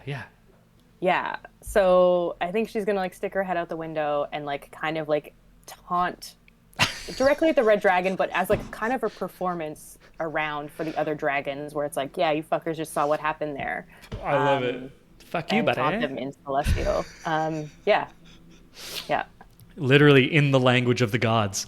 I love it. And she's gonna stay otherwise physically in the hole. Yeah, I think just for one more turn, but I think back in the hole. In the paradimensional space. I fucking love this. Arlie is killing it. Incredible. Moving on to the next the next combatant is going to be the next actor in our play. The world is but a stage, or a virtual tabletop in this case. The Dragon Army officer and its mount are going to swoop down and do another pass-by. This time they're going to go against Aelric because he seems to have called a lot of attention to himself. So we are going to have 2 rend attacks, 2 lance attacks, and we have the flyby feature, which means Aelric is not allowed to use an opportunity attack. I'm going to roll these right now. First for the Dragon L. The Dragonelle. The lag is killing me right now. Come on, buddy. You didn't hit. Come on. Oh, it actually clicked. Amazing. Okay, 9 doesn't hit. 9. Okay, the next attack is going to be... Ooh, wow, my lag is terrible. That's a critical hit. Natural 20, yeah. Natural 20. So, Aelric, you're going to take 32 slashing damage and 10 fire damage from this Dragonelle as it rends through you, passing by quickly as it swoops down on an attack run. Additionally... I'm actually not going to take the 10 points of damage. My reactive resistance comes on, so that fire damage can sit and spin. How does that work? It's part of the gift of the Chromatic Dragon, and I can use it as a reaction 3 times. And that means you become immune or you become resistant? Resistance. Okay, so resistant is halved. So you'll take 22 slashing, 5 fire damage. Right. And does that remain until the end of your next turn, or how long does that No, remain? it's not. It's a reaction to a fire attack, for instance. Okay, so So for one anytime attack. that yeah. I can do it 3 times between long rests or Hell short yeah. rests. Love it. So that's 30, or it's going to be 27 damage total.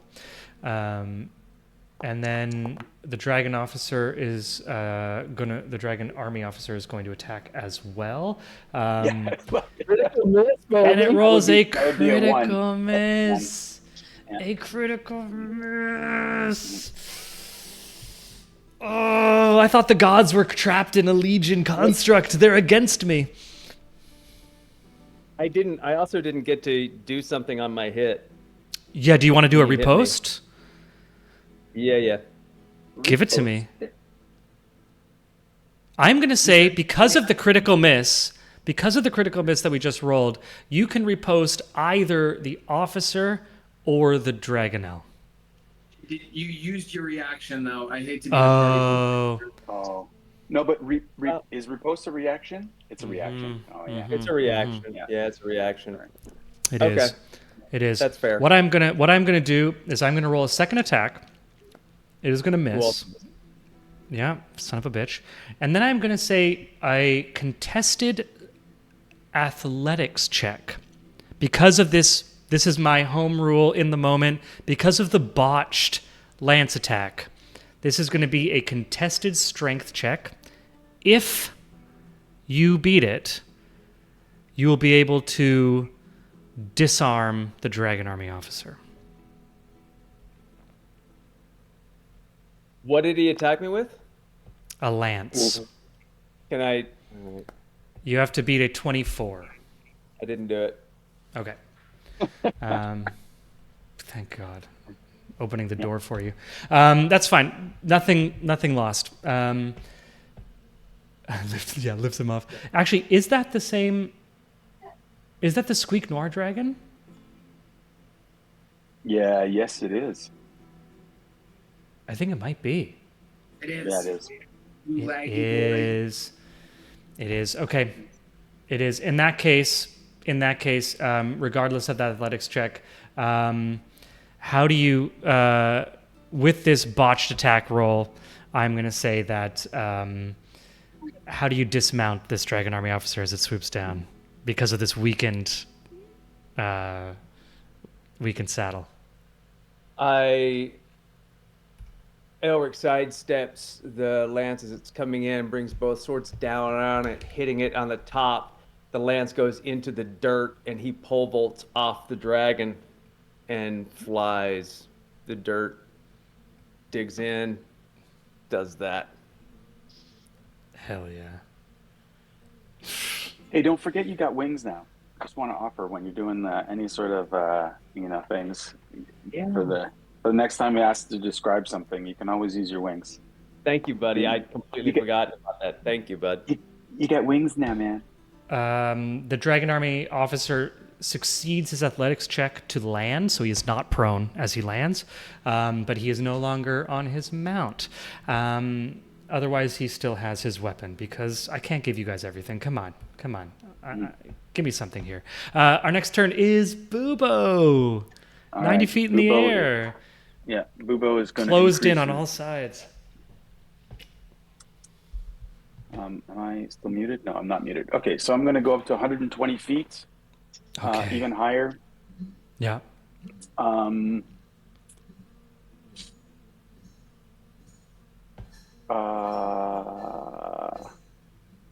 Wait a minute. I am going to. Sorry, I just want to see my spells here for a second.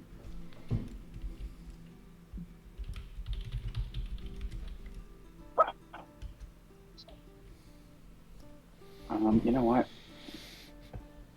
Give me 13 more seconds here. 12, 11, 10, 9, 8. I'm going to move. Okay, you know what? Instead of going up, I'm just going to go over. I'm going to go over here. That's only plus 30 feet, but that's 30 feet. Okay, I'm going to go there. And I am going to. I think I'm going to. As a bonus action, I'm going to cast Hunter's Mark on the leader, the leader guy, Okay, lady. the leader lady. I am as well going to use my favorite foe on the leader lady as well. And so I am going to use Tides of Chaos to give myself advantage on this attack. You use Tides of Chaos on your reaction. Yeah, but I just cast. Well, here. I'm restarting. I just cast Hunter's Mark, which Right. Okay. That every yeah. time I roll a d20. So I'm just going to give myself. Oh, advantage. Vikavar says both Hunter's Mark and Favored Foe are concentration. They're both concentration. That's what Vikavar's telling us. Oh, I thought favorite foe was just. It was just like a. It's a good question. I'm lagging Yeah, to I thought shit, so I can't look it up Hunter's at the Mark moment. is definitely a concentration spell, but favorite foe. When I looked at it earlier, it just says you choose an enemy and it adds a d4 to your attack. It didn't say it was a concentration spell. It's just it's a ranger feature. It's not a spell. When you hit a creature with an attack roll, you can mark the target as your favorite enemy for 1 minute or until you lose your concentration as if you were concentrating on a spell. Oh, okay. All right. Cool. Yeah. All right. Fair enough. So forget favorite Sick. foe. I'm just going to use Hunter's Mark. Hell yeah. Okay. So I am going to just do sharpshooter. Who are you firing on? The leader? Yeah, the leader, the lady. Okay. Okay, so I'm gonna miss. That's the first two attacks miss. Okay. Just First, for a moment. sorry, first. Yeah. Don't Just forget for a you moment, get advantage so- with these. They're prone. She's prone. They're prone, but because it's a ranged attack, prone doesn't offer advantage because ranged is weird. You get advantage on melee against prone, not on Okay, so not on range. you know what? But because the enemy is next to Aelric, it would be advantage, which would cancel out the disadvantage of prone with ranged, which means it's a normal flat roll. Okay, so I'm gonna say that I missed my first attack. Okay, I Yeah. just missed it. Yeah. I rolled twice, but I missed. So, and I'm gonna shoot again against Cool. him. Cool. And you're saying that it's just a regular attack. It's going to be a flat, just because Aelric's right there. Yeah. Otherwise, Yeah, it of would be course, of course. disadvantage. Yeah. Okay, so shoot, that's nothing. That's a 15. 2 shots. What does it look like as you're firing down? Where do those hit? Those are just hitting the ground. Like it's just. I think maybe because he's kind of half pinned under the dragon, and they're writhing around, and the dragon's trying to get up, and the wings are like swatting like arrows Yeah. out of the way and stuff. He also has a shield and armor, right? Like, Yeah. it's, for Bubo, hitting a piece of armor and missing by 5 feet feels the same. Yeah, sure. Yeah. So that's it. That's my bonus action, my action, and my movement. So that's my whole turn.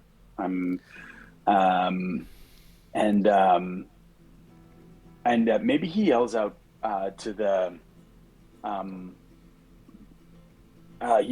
the rider. He goes, it says to him, "What do you know about my master?"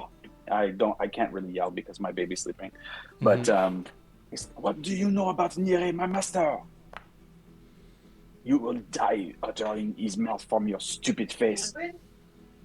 Counterput in the kitchen by the sugar I love it. and salt. Plus 16. Okay. That ends Bubo's turn, and we return to the bottom of our round with our prone enemies. They both seem quite hurt from that fall. They are prone. They cannot move from prone this action, this turn, but they can act otherwise. The leader. I'm just gonna see what this.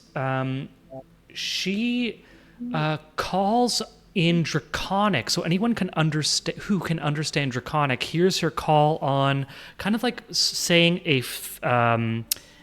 speaking a prayer to the goddess Takesis, the dragon queen herself, and you see a magical. There's a magical healing effect on her mount as it regains 16 hit points using her bonus action. She is then going to, let's see, I want to double check her location here. You're calling out to her. What do you know about? She calls back up to you, Bubo. She says, it's easy to recognize someone trained in the same methods. I didn't expect to be fighting against another apprentice of Nire, but it makes this a worthy battle. And she is going to fire from her back there another... actually, wait, is this... no. You're just... How high are you? You're too far. She's going to fire a flame... A flame attack at... actually, by the way, Bubo, you are still on fire. You take 1d10 fire damage because you're still literally burning from that last turn. I get to roll it as DM. It's 5 damage as you're just burning. Amazing. And she's going to cast this flame burst at Aelric because that is still her target of attack. Now, because she's prone, she's going to attack... Oh, this isn't an attack roll, so she doesn't have to worry about attacking at disadvantage. Aelric, you have to roll a DC 16 Dex saving throw.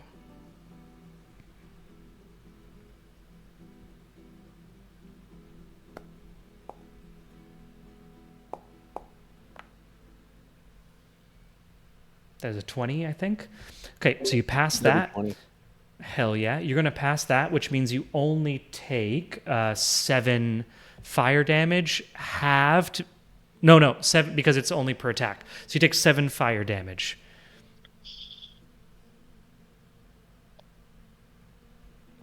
And then the mount is going to breathe fire at you, Aelric. So you're going to need to make another dexterity saving throw.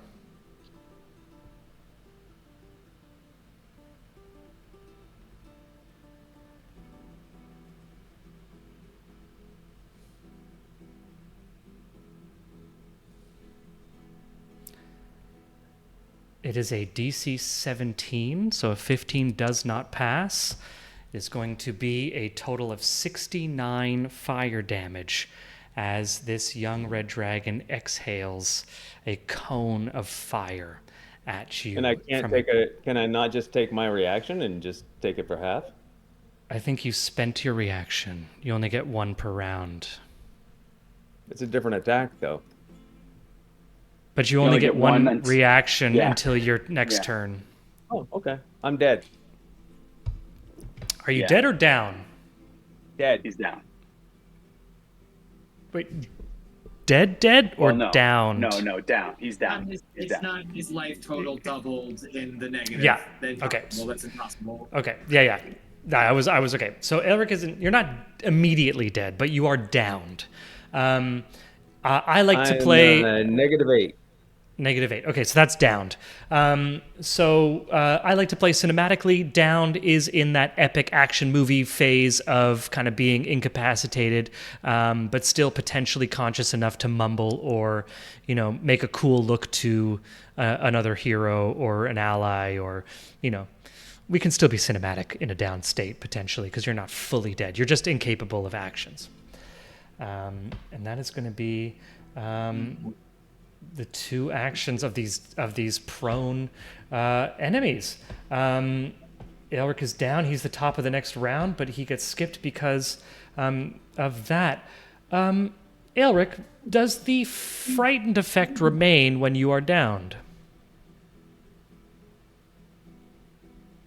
It doesn't say. I doubt it. Well, no, there's nothing. Rules as written, as he read them before. Yeah. It would be until the thing took damage. But that's wrong.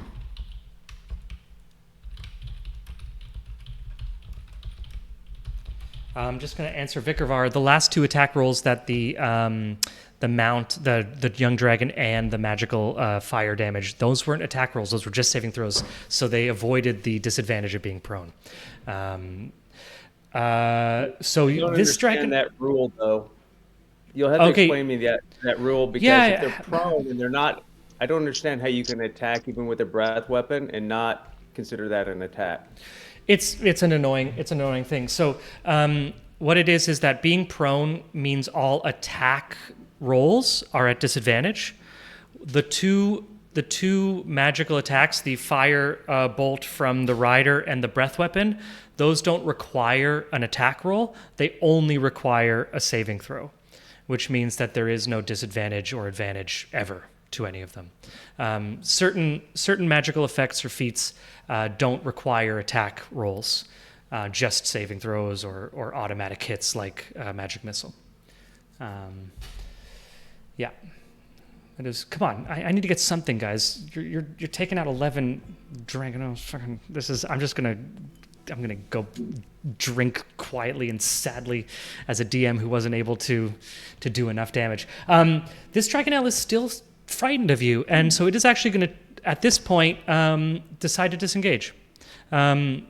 It is seeing some damage. It can't get close. It's still terrified of Aelric. Maybe even not specifically of Aelric, but just the fact that it saw its kind of pack leader fall from the sky. So this Dragonelle is going to turn tail and dash away, taking it off of the map as it moves 160 feet back away. Now, it doesn't have a mount, but it is running away. The next... where am I here? Okay, this is the mounted one here. This is the super damaged Dragonelle and Dragon Army officer who Thad was futzing around with. I'm going to see if they're close enough because, Thad, they're angry at you. They're going to make a diving attack, passing by you, trying to rend and thrust as they pass. So this is going to be using that flyby ability. First, the Dragon Army officer with 2 rend attacks. A 12, that will not hit on his first attack. And Wow. a nat 1 again. Ugh.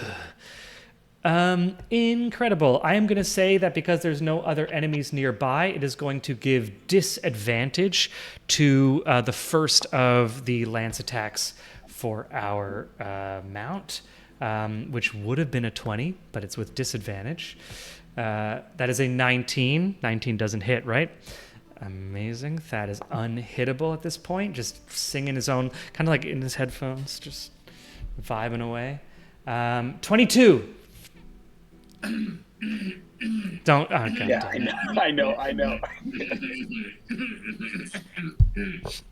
I cast shield. Piece of son of. Piece of You know the Key shield. and Peele, the Key and Peele substitute teacher. It's like son of a bitch. Yeah. But Damn this it. is my last. I'm out of first level spell slot. I am not out of spell slots. I'm just out of first level spell slots now. So Okay. any subsequent shield is going to sting. Amazing. Well, it's now your turn, Thad. I think. DM, I have a question. Yeah. If I could use my familiar to cast spells via touch, can I use my familiar's full turn to activate the Seed of Zivlin on Sean? On Elric. If you can cast a spell, a Seed of Zivlin is like activating an item, so it's not the same as casting a spell. Got it. So it's not like a pump. There's like a. I think that the dragon is more. Everybody, do we think the dragon is more important as a thing to target right now than doing like an area effect on all of the flying duders? What do we think? I don't know, man. I've been thinking about it. It's like it's all like it's a dice. It's a coin flip. Whether or not your thing is better than like I kind of feel like Elric can wait around. Situationally, way back when, in Thad's original character sheet, based on like where he's from, he's always wanted to slay a dragon. Like that was a thing that I wrote. So, I am going to, yeah, I'm gonna run up. That's gonna be.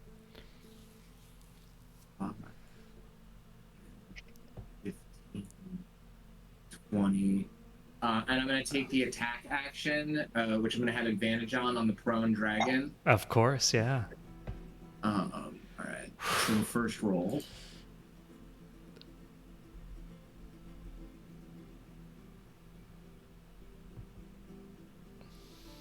$13 doesn't hit. 13 does not hit.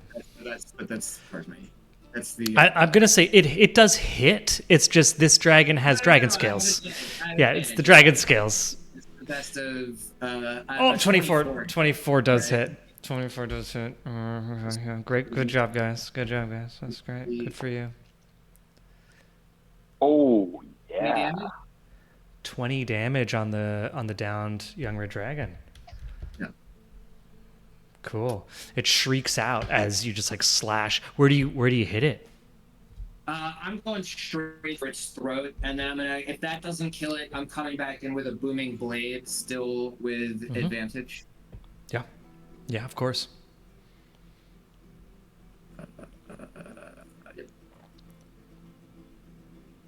Does a 22 hit?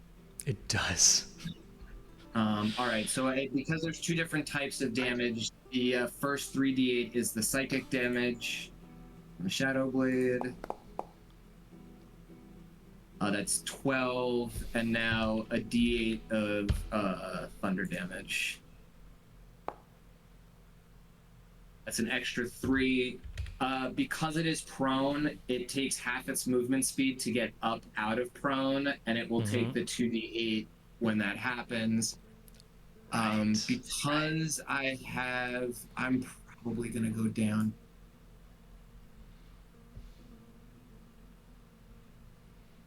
Arlie, are you? No, you're up 60 feet in the air. Hiding in a trans-dimensional hole.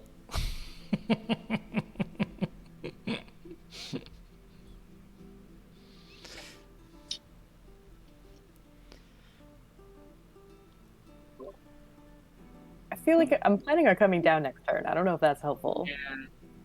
I'm just so that's I used 15 feet of movement already from where I was, so I still have 15. If I go 15, that's 30. I still have 20 feet of movement. Yeah, so I'm gonna get right up next to I'm avoiding the rider, and I'm getting next to Okay, let me just move this so I can see where you're going. The dragon's going to use its reaction to make an opportunity attack. Yeah. Mobility. I made 2 attacks on it. God damn it. I'm going to use my bonus action, and I'm going to spring all 4 of Arlik's charges, so 4d4. Yeah, of the like medallion. We're going to change that down to medallion. So Aelric, you get 10. You go from 0 to 10 hit points. What does it look like as you pop some celestial love? Well, I sort of slash, I move out, and then I just reach down. You keep the medallion around your neck, right? Yeah, I snake my hand through the top of his armor, and I feel the warmth of it, and I just do what I do. I pump the energy that I pump into mine. I whip my hand out, and as his eyes like pop open on the ground. I look down at him and I go, "Good luck." And then I boogie in, like I go 20 feet, 5, 10, 15, 20. And that's my turn. Amazing. Thad, Deus, Maximus. Maximus, are you not entertained? Are you not entertained? Incredible. Okay. We are going to have a series of 1, 2, 3, 4, 5, 6 dragons swooping past Bubo and attacking him. They have flyby. They are at your height, Bubo. They are all able to attack twice with Rend. Okay. So I'm going to use a lot of... We're going to start the first. Does a 16 hit? Nope. No.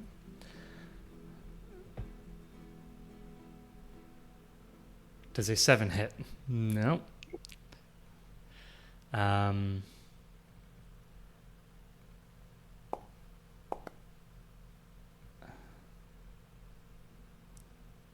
Keep trying.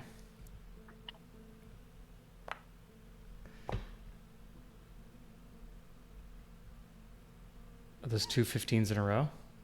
Yeah. Yeah. Okay. That's 2 of them passing by.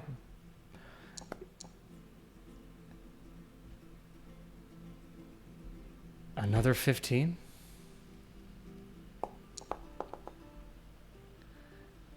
This is the third. A 20. Does a 20 hit?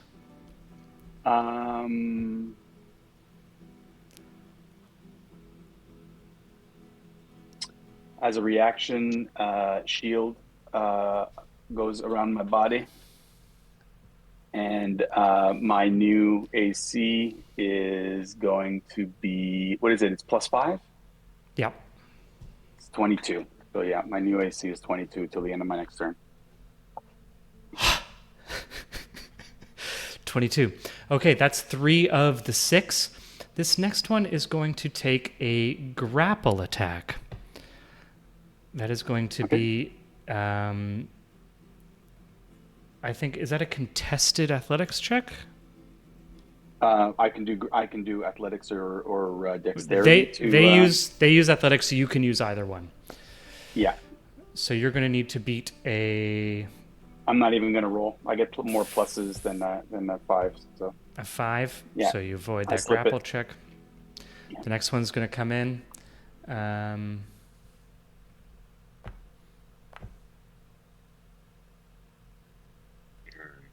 Nat 1. Wow. And this is our 6th. 13. I can't believe. I can't even believe. I almost didn't even have to do the. Do you want to roll for me? Yeah. Just roll in athletics or in acrobatics, just to make me feel better, maybe. To beat a 13. Oh my. Is that? Oh, that's a strength. Okay, great. That's you can choose either one. Yeah, sure. I'm gonna roll a. I guess I'll roll acrobatics. I'm not as good as I thought I was about this, but anyway. Please roll as bad as me. I rolled a 12. Sorry, I'm a DM.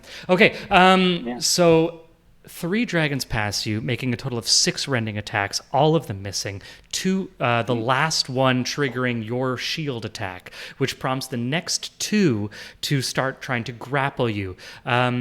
Anyone who wants can roll a DC 10 in flat intelligence check, if they want, in response to what they are seeing. Otherwise, I will just continue. And then the 2 failed grapple checks finish with a final 6th Dragonelle coming in, attempting and succeeding in a grapple, grasping Bubo in its claws. Harold, this just looks like a flock of birds attacking prey. Squeak Noir, master of tactics and strategy. The way that these Dragonel have moved and responded clearly means that they move in a pack. Also, the shift in tactics with the rise of Shield means that they have experience and possibly been trained to deal with magic wielding enemies, because they respond to the magical impacts or magical effects and shift their tactics accordingly. That being said, Bubo is now restrained. These are large creatures. Bubo's a medium creature, which means they can move full distance. Yes. Which one grabbed me? The last one. Just ping him. Where is he? This guy beside you here. Okay, so I'm just gonna place my marker on him because I travel with him now. I move with him. So you travel with him. The two of you are going to continue that 80 feet of movement, which will just end up a little bit basically here. And this pack is going to be moving away with that. That is all of these unmounted Dragonel, their moves. And now we have this one. This Dragonel is going to move up in rear behind. Ooh, this Dragonel is going to... what's my distance? Okay. This mounted Dragonel is going to come down and swoop past Aelric, making 2 Rending Claw attacks on Aelric, and the rider is going to make an athletics check to try to grab the downed rider that Aelric had dismounted. So we're going to start with those 2 rend attacks. A 7 miss with the first one.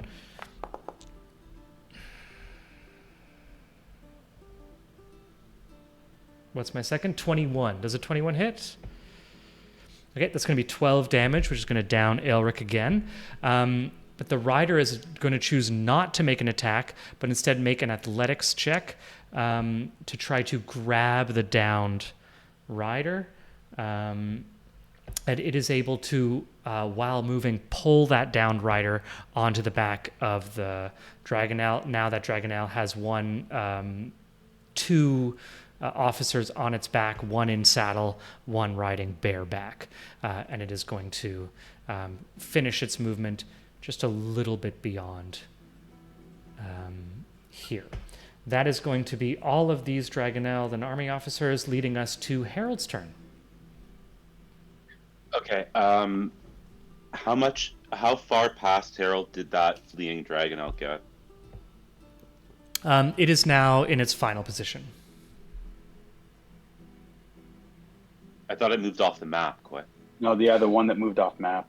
Oh, the one that moved off map, it moved 160 feet. Let me just double check. So that is 135 feet away. About. Is it going in the direction of Legion? It is going in the direction of... you can give me an insight check. I got a nat 20 on a survival roll to know Legion's location during the last session. Can I just know this? This is a different check. Okay.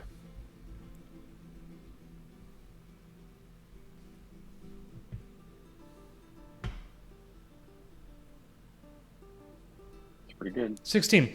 So with the 16, it is moving in the direction of Legion, yes. Immediately behind Legion, in the exact same direction, are the main forces of the Dragon Army. And its current trajectory is, because it is looking more like it is returning to the main force than it is moving towards the inert form that is Legion. And how far is it past me right now? You said 95 feet? 135 feet. Fuck It off. dashed Oh, 160. What's its It fly speed is 80 and How it dashed. and it has to get how far did it have to move to get off the map? 35. So it's 160 minus 35. Okay. I can't intercept it in any meaningful way.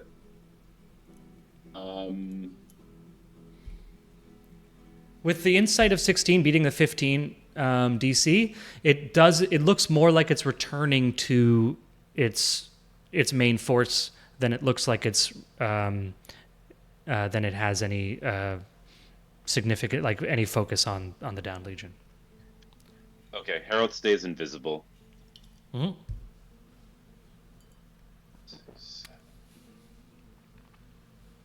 And he's riderless too. I just want to offer he's riderless, so Fine. it's not like you know. I know.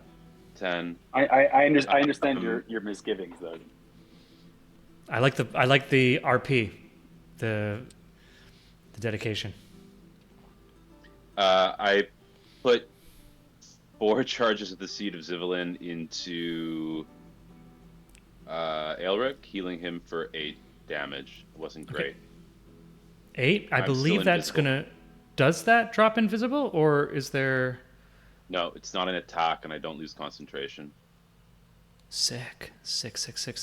Okay, cool. So remains invisible. Aelric, up, down, up, down, up. I just don't want someone taking a death saving throw. It's fucking annoying. Yeah, it gets scary. That's going to be, if that's done, whenever you're done with Harold, you get to go with Squeakmar next, Done with and Harold. then on deck is Library Cat and Juniper. Well, I have a question. I mean, Yeah. Squeaknar has that feat of mounted combatant, and he's currently on a riderless mount. What should Squeaknar roll to take control of this mount? I'm going to say this is going to be an animal handling, a straight animal handling check versus a wisdom check with advantage. So they get to roll with advantage, and if you can beat their roll, I'll give you the number right now.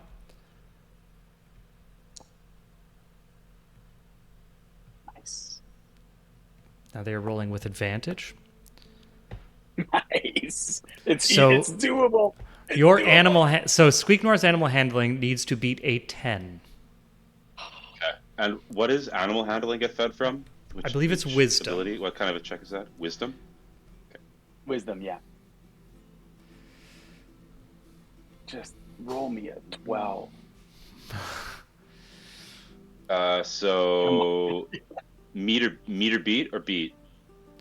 It's meet or beat. Okay. The DC is 8 or 10. higher. The DC is 10.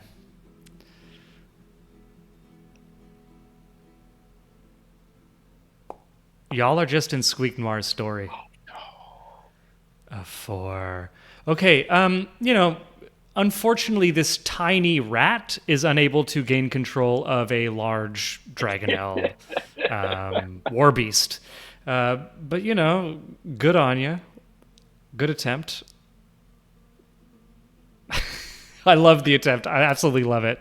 If it wasn't for me being the DM right now, I'm gonna. This is incredible. Yeah. That's his turn.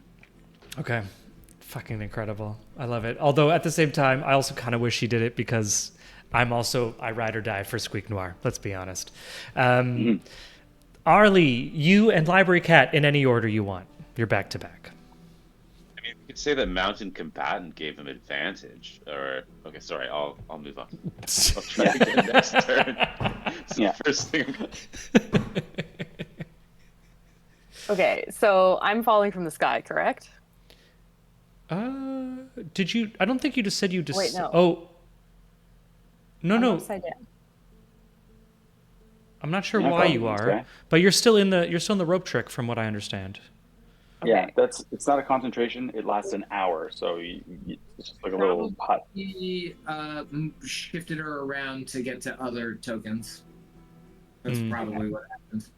The library cat is in the center of the rope trick.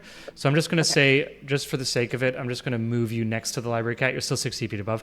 We're all just kind of on top of each other, but so the tokens are beside each other for clarity. Okay.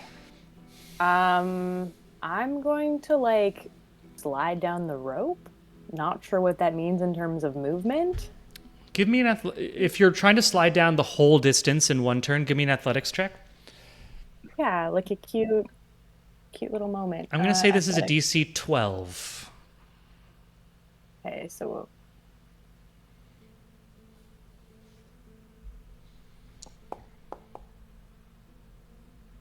14. Hell yeah. Arlie slides down like a pro. Nice. That was a great day for Arlie.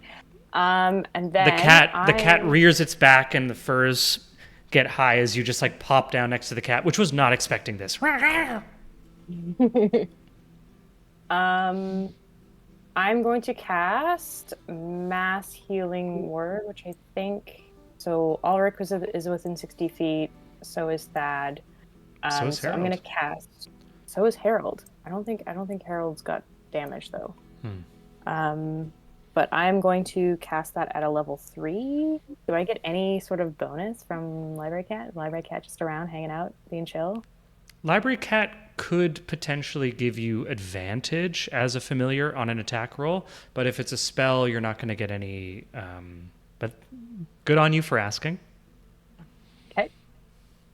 Okay, I'm going to roll a Mass Healing Word. Press the button. Oh, there we go. Oh, nice. Or That's 9. 9. And is there any pluses to plus Yeah. your spellcasting ability modifier, which I think is Plus a 5, 5, right? Yeah, plus So that's 5, yeah. 14 damage for everyone in range, or 14 healing, 14 hit points. No, No, it's 9. just 9. It's 9. It's just Oh, straight that's 9. the total. Like, Okay, that's the Yeah. total. yeah. My bad. So 9 hit points so- for everyone in range. Yeah. For Elric and Thad and Harold, though I don't. Harold. And Arlie, tell me what it looks like when you cast this mass healing.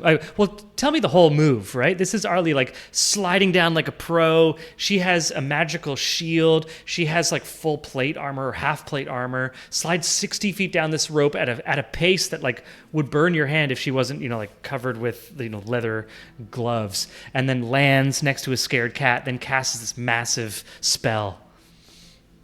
Yeah, so she like slides down the rope and does that whole like, in the comic books or whatever where they like glide by and they're just like she's kind of like swinging and she like lands and she's like ah! And she has like watched Ulrich and like watched Thad like being injured and like gone down, so she's like freaking out a little bit. She's like, oh my god, okay, this is my moment, this is what I've been waiting for. She then like says a little bit of a prayer, puts her hands together and like pulls and like like a bubble kind of goes out and hits Thad and Elric and Harold. Everyone in range it feels the healing effect of knowledge, as Zivalin's words. Okay. Oh, I feel like I learned something. Can I- Whoa. What does X-Men mean? X-Men's a So- metaphor for racism in America. Whoa. Technically, Mass Healing Word is a bonus action. Hell yes, you still have your action. I'm And gonna technically you still walk- have your movement because falling know was I just do. that athletics check. All right, give it to me. I'm gonna walk up to this red dragon and Uh-oh. I'm going to. How do I? Hang on. Wait, can I do this? No. How does one move here? I can move you. There you go. Oh, thank you. So I'm going to hit. Wait, where's my character sheet? And I'm going to hit it with Lightbringer. What's that? So I really should have read this before I maybe close this down. You can read it Yeah, out I've loud. never heard this before. Yeah, read it out loud. Le Bringer de Lightbringer? la... So it looks like a sword. You have +1 bonus to attack and damage rolls with this magic weapon. This +1 mace was made from the cleric Lathander, the god of dawn, and the head of the mace is shaped like a sunburst made of solid brass. Name Lightbringer is a weapon. Wait. This was gifted to you by Legion in the Fey Wilds. This was one of the gifts from the first Legion when you first arrived in the Fey Wilds. Oh wow! Okay, first time thank we you, use Cody. it. Yeah. Okay. So while glowing, the mace deals an extra 1d6 radiant damage to undead creatures, which is not this dragon. So I'm going to do that. How do I? So when you hover over the weapon, there should be like a D20 that appears. You just click that D20, and you're going to attack with advantage because this is a prone creature. Should I roll again? Roll again in Yes. case you crit. Yes. In case you Yeah, crit. always in case you crit. Yeah. All right, still good. Okay, Okay, so you so still 25. fully hit. You still fully hit. Yeah, actually both would hit. No, one would hit. Never mind. Young Red Dragon's different than the Dragon now, but you do hit. And deal 6 damage. Is that right? Hang on. There's a bonus thing to it too, and I closed it. Sorry, team. Thank you for your patience. Always. You have a +1 bonus to attack and damage rolls made with this magic weapon. So So it's 3. guess Yeah, 3 plus 3. You rolled a 3 plus. It auto rolls damage. I've set it up. okay. So you're gonna deal 6 damages. What does it look like as Harley runs up and just pow? I'm just like mumbling celestial under my like breath because I'm just like so into like just being the scary motherfucker that like Charlie has decided to be today. It just like wanders over and just like pulls it out. It's like very shiny, glows just a little bit, not super magical, and just like starts like hitting it, and it's just like, that's for hurting my friends. And then yeah, that's it. Yeah. So Arlie's In strength weird, creepy modifier. celestial. In weird creepy celestial. So cool. Yeah, Arlie rolled a 3 for damage, and she gets +2 for strength and +1 for the magic weapon. So that's +3 total. 3 plus 3 gets her 6 damage. Yeah, Arlie literally can. I think if anyone speaks Celestial, which nobody does, but just for the sake of our audience in subtitles, she says, "Let me drop some knowledge," and smacks this dragon on the face. Little bops it on his nose as Arlie drops some knowledge. I love it. Now, where is my next?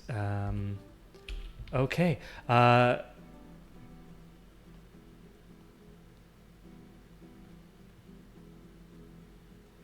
this is okay. And this dragon, which is carrying Bubo, is going to continue away. It is grappled, which means it attacks you with advantage, but it is going to choose to dash. So it is going to clear the battle map 40 feet. So it's going to be 120 feet off the battle map. Just make a note of that. The next action is the Dragon Army officer who used to be its mount that is now, back riding, almost like the second rider on a motorcycle. It is now the riding second saddle on this Dragonel. He's not going to do much. He's going to call out in Draconic using the action assault orders, which is targeting the guy who's riding in the saddle, giving the main rider. Oh, never mind. I thought it was something else. He can't do anything. He's riding along. Bubo, you are grappled. You are off the map at this point, and it is your turn. All right. Well, I'm going to make an attempt to. I am going to make an attempt to disengrapple.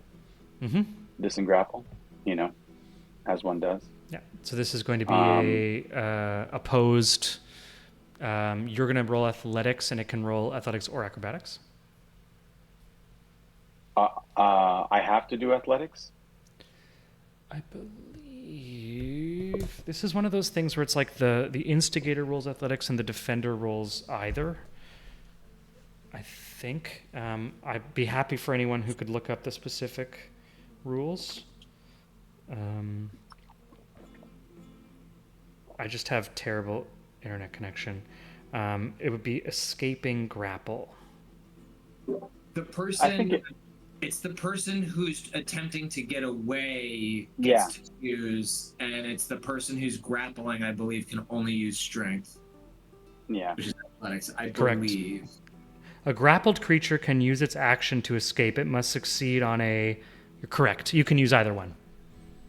Okay. Do I get bless? Am I still blessed? No other concentration spell has been cast, and it hasn't been 10 turns. Arlie maintains her Right. concentration, yeah. I mean, technically, I probably would have had it on the first one. Crazy. You Oh, don't my need God. much to beat. You don't need to beat much. You succeed. All right. I'm All right. out. You escape. That's your action, but you are free. Okay. And I am going to use my complete movement of 80 feet to come back onto the You're 120 Battle. feet off the battle map, so using 80 feet will bring you to 40 feet off the battle map. Okay. Cool. You're still in the top corner, just for everyone who's watching. Amazing. Is that's going to be your turn? I mean, I got nothing more. Okay. The next turn is going to be our young red dragon, which is going to flip up and try to use its massive wings to launch itself into the air using half of its movement and taking some booming blade damage. 7. 7 damage as the whip crack of its wings like a ship's sail is just compounded by the booming blade magic as it takes this thunderous damage while it tries to rise. Only having 40 feet of movement. I want to double check this firebrand. This is a recharge. I'm going to roll a d6.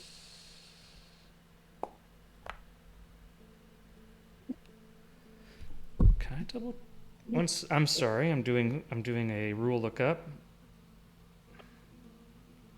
By the way, I'm while you're looking up the rule, I'm going to. I can be further away or whatever, but I'm going to lower my altitude to 60 feet. Okay. Just going to lower it there. Yeah. Also think Arlie gets a opportunity attack. She would. She would. Thanks, Vicavar. And I think I would as well. You are 10 feet away, I believe, from the dragon. The rider I just have on top of the token so that I can see them both together, but the rider's technically in the same space as the dragon. But Arlie was right next to it, so Arlie would get... Also, be careful of time because Kane's going to have to bolt here in a bit. Yeah, we are almost at time.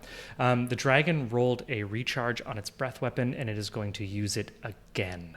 I'm going to ask for Aelric and the invisible... Hold, please. My understanding is they can only use it once every 3 rounds. It's a 1d6 that they roll at the beginning of their turn to recharge. They need to roll a 5 or a 6, and it rolled a 5. Okay. Sorry, dumb question. How do I... Yeah. Is it just a d20 for opportunity attack, or does it happen after? Opportunity attack is just like a normal attack. Yeah, basically your mace again. You just hit him Yeah. with the mace again. Yeah, same as your mace. Got it. No. Miss? Yeah. Yeah. Okay. So as it comes up, yeah, it's I think the massive like combination of the burst of the thunderous damage from the booming blade and the wind of these massive wings kind of blows dust and dirt into Arlie's eyes, and she's unable to find purchase on a swing. Remember, this is a 3-foot tall Kender and quite a large dragon. That is going to be a dex saving throw on the breath weapon attack.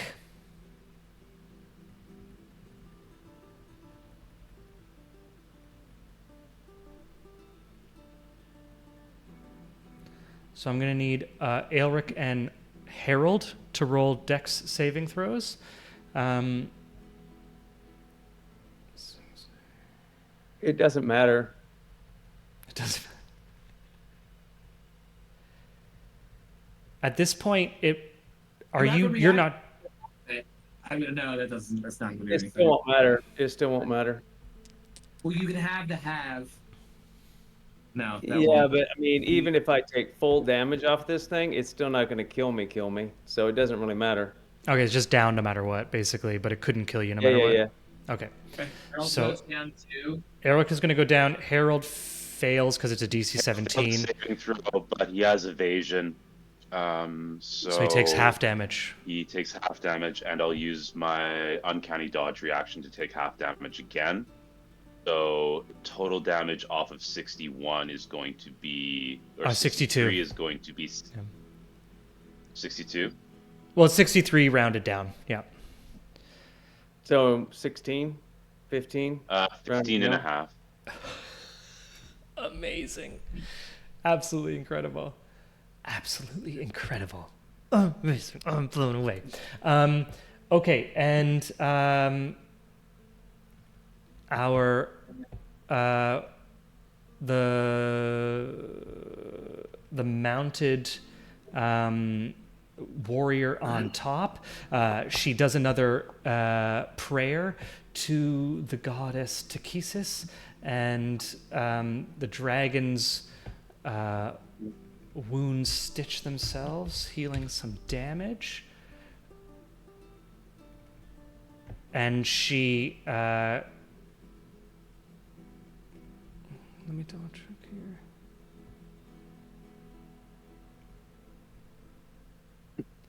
And she's Looks going like to Sam's ready to say something. and she's going to attack well, Aelric is down. And she is going to... Where am I? She's going to fire flame blast at Arlie as Aelric dropped. Arlie, you're going to need to give me a dexterity saving throw.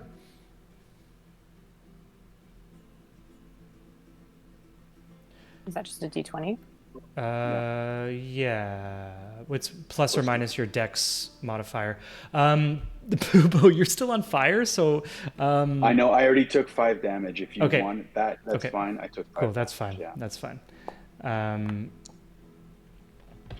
to 12, straight 12. Okay. Arlie is going to take 7 fire damage and be set on fire. So she's going to continue to take fire damage every turn until she uses an action to set it off. This entire time, Bubo has been like his feathers are just burning even while I know. it's wild. It's horrible. We are at 10:27. We are Before we forget, yeah. Koi, I need to take a Constitution saving throw to see if I can maintain you concentration. do, and it's 10 or half damage received, whichever is 10, higher. Whichever is so higher. it's 10. Yeah, so it's 10. So roll me a con save. And I'm good. But yeah, no wonder the the mounted warrior attacked Arlie. It couldn't see you, and the other enemy was already downed. Now, Where are you finding that rule about the rolling on the dragons? I can't seem to figure that out anywhere. it's called it's not. Yeah, it's not. breath it's weapon just a recharge. feature. Yeah, it's just a feature of monsters. A lot of monsters have recharge on like big things that they can do. So you're rolling a d6, and it could never come back. But you could be rolling 6s every turn, and it could come back every turn. It's horrible. It's a horrible when it goes bad. I'm not familiar with the rule. I've never heard of the rule, and can't see it anywhere. I also can't Okay. see it when I search it. So a monster stat block. Like I can send you the stat block for a legendary or a monster that has a recharge. Yeah, but we got unlucky. Okay. It's I mean, the it's fine search. if that's the way yeah. we're playing it. I just don't see Yeah. any rule for it. The Google Yeah. search would be 5e breath weapon recharge would be the Yeah, the Google exactly. search. Well, everything 5e that I see on dragon. 5e Dragon Breath comes up once every 3 rounds. So Once every 3 rounds. No, it's called weapon breath recharge. Vikavar has also Yeah, talked rule about it checked as well. He's Mm. confirmed it. We're near the end, so I want to ask Lindsay. Yeah, There are 2 potential outcomes right now. yeah. One being we have 6 Dragonel flocking and pushing towards in retreat. So we can move in a direction that has not been made public yet. Or we can go... Yeah, I think it might be interesting to do an out of combat moment here. I think we could maybe take, if Keen is willing to take a 10, just a grace 10 for me. We could resolve this. Let's do that. Okay, Keen, are you willing to give us an extra few minutes? He's struggling. I mean, I'm at the bottom of the initiative order right now. This is an out of combat thing. So there's no actions, but it's something that affects everyone. It's a story thing. Yeah. Okay, yeah, sure, go for Yeah. it. Yeah. We'll go as fast as we can. Bubo, describe what happens. Lindsay. So Bubo is seeing the carnage. He's seeing Elric go down for the 3rd time.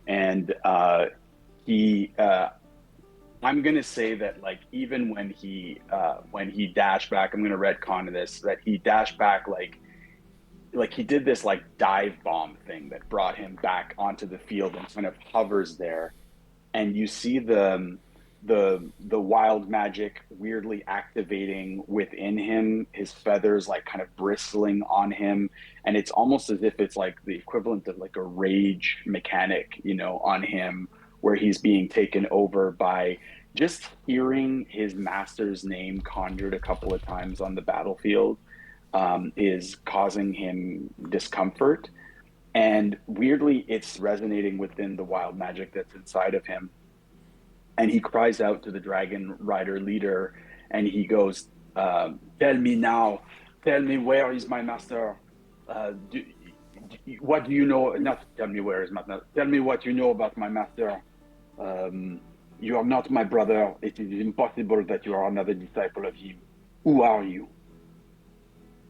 And as these this pack of this flock of Dragonels surround you, swooping and grabbing at you, she comes up towards you and says, "Ah, yes, so unfaithful, but you shall come and see." What do you mean, come and see? Come and see what? Everything he never told you. And I'm going to say that what happens to Bubo is that he, like, in the air, this kind of wild magic surge weirdly, like, bursts. The flames that he's already ignited in kind of, like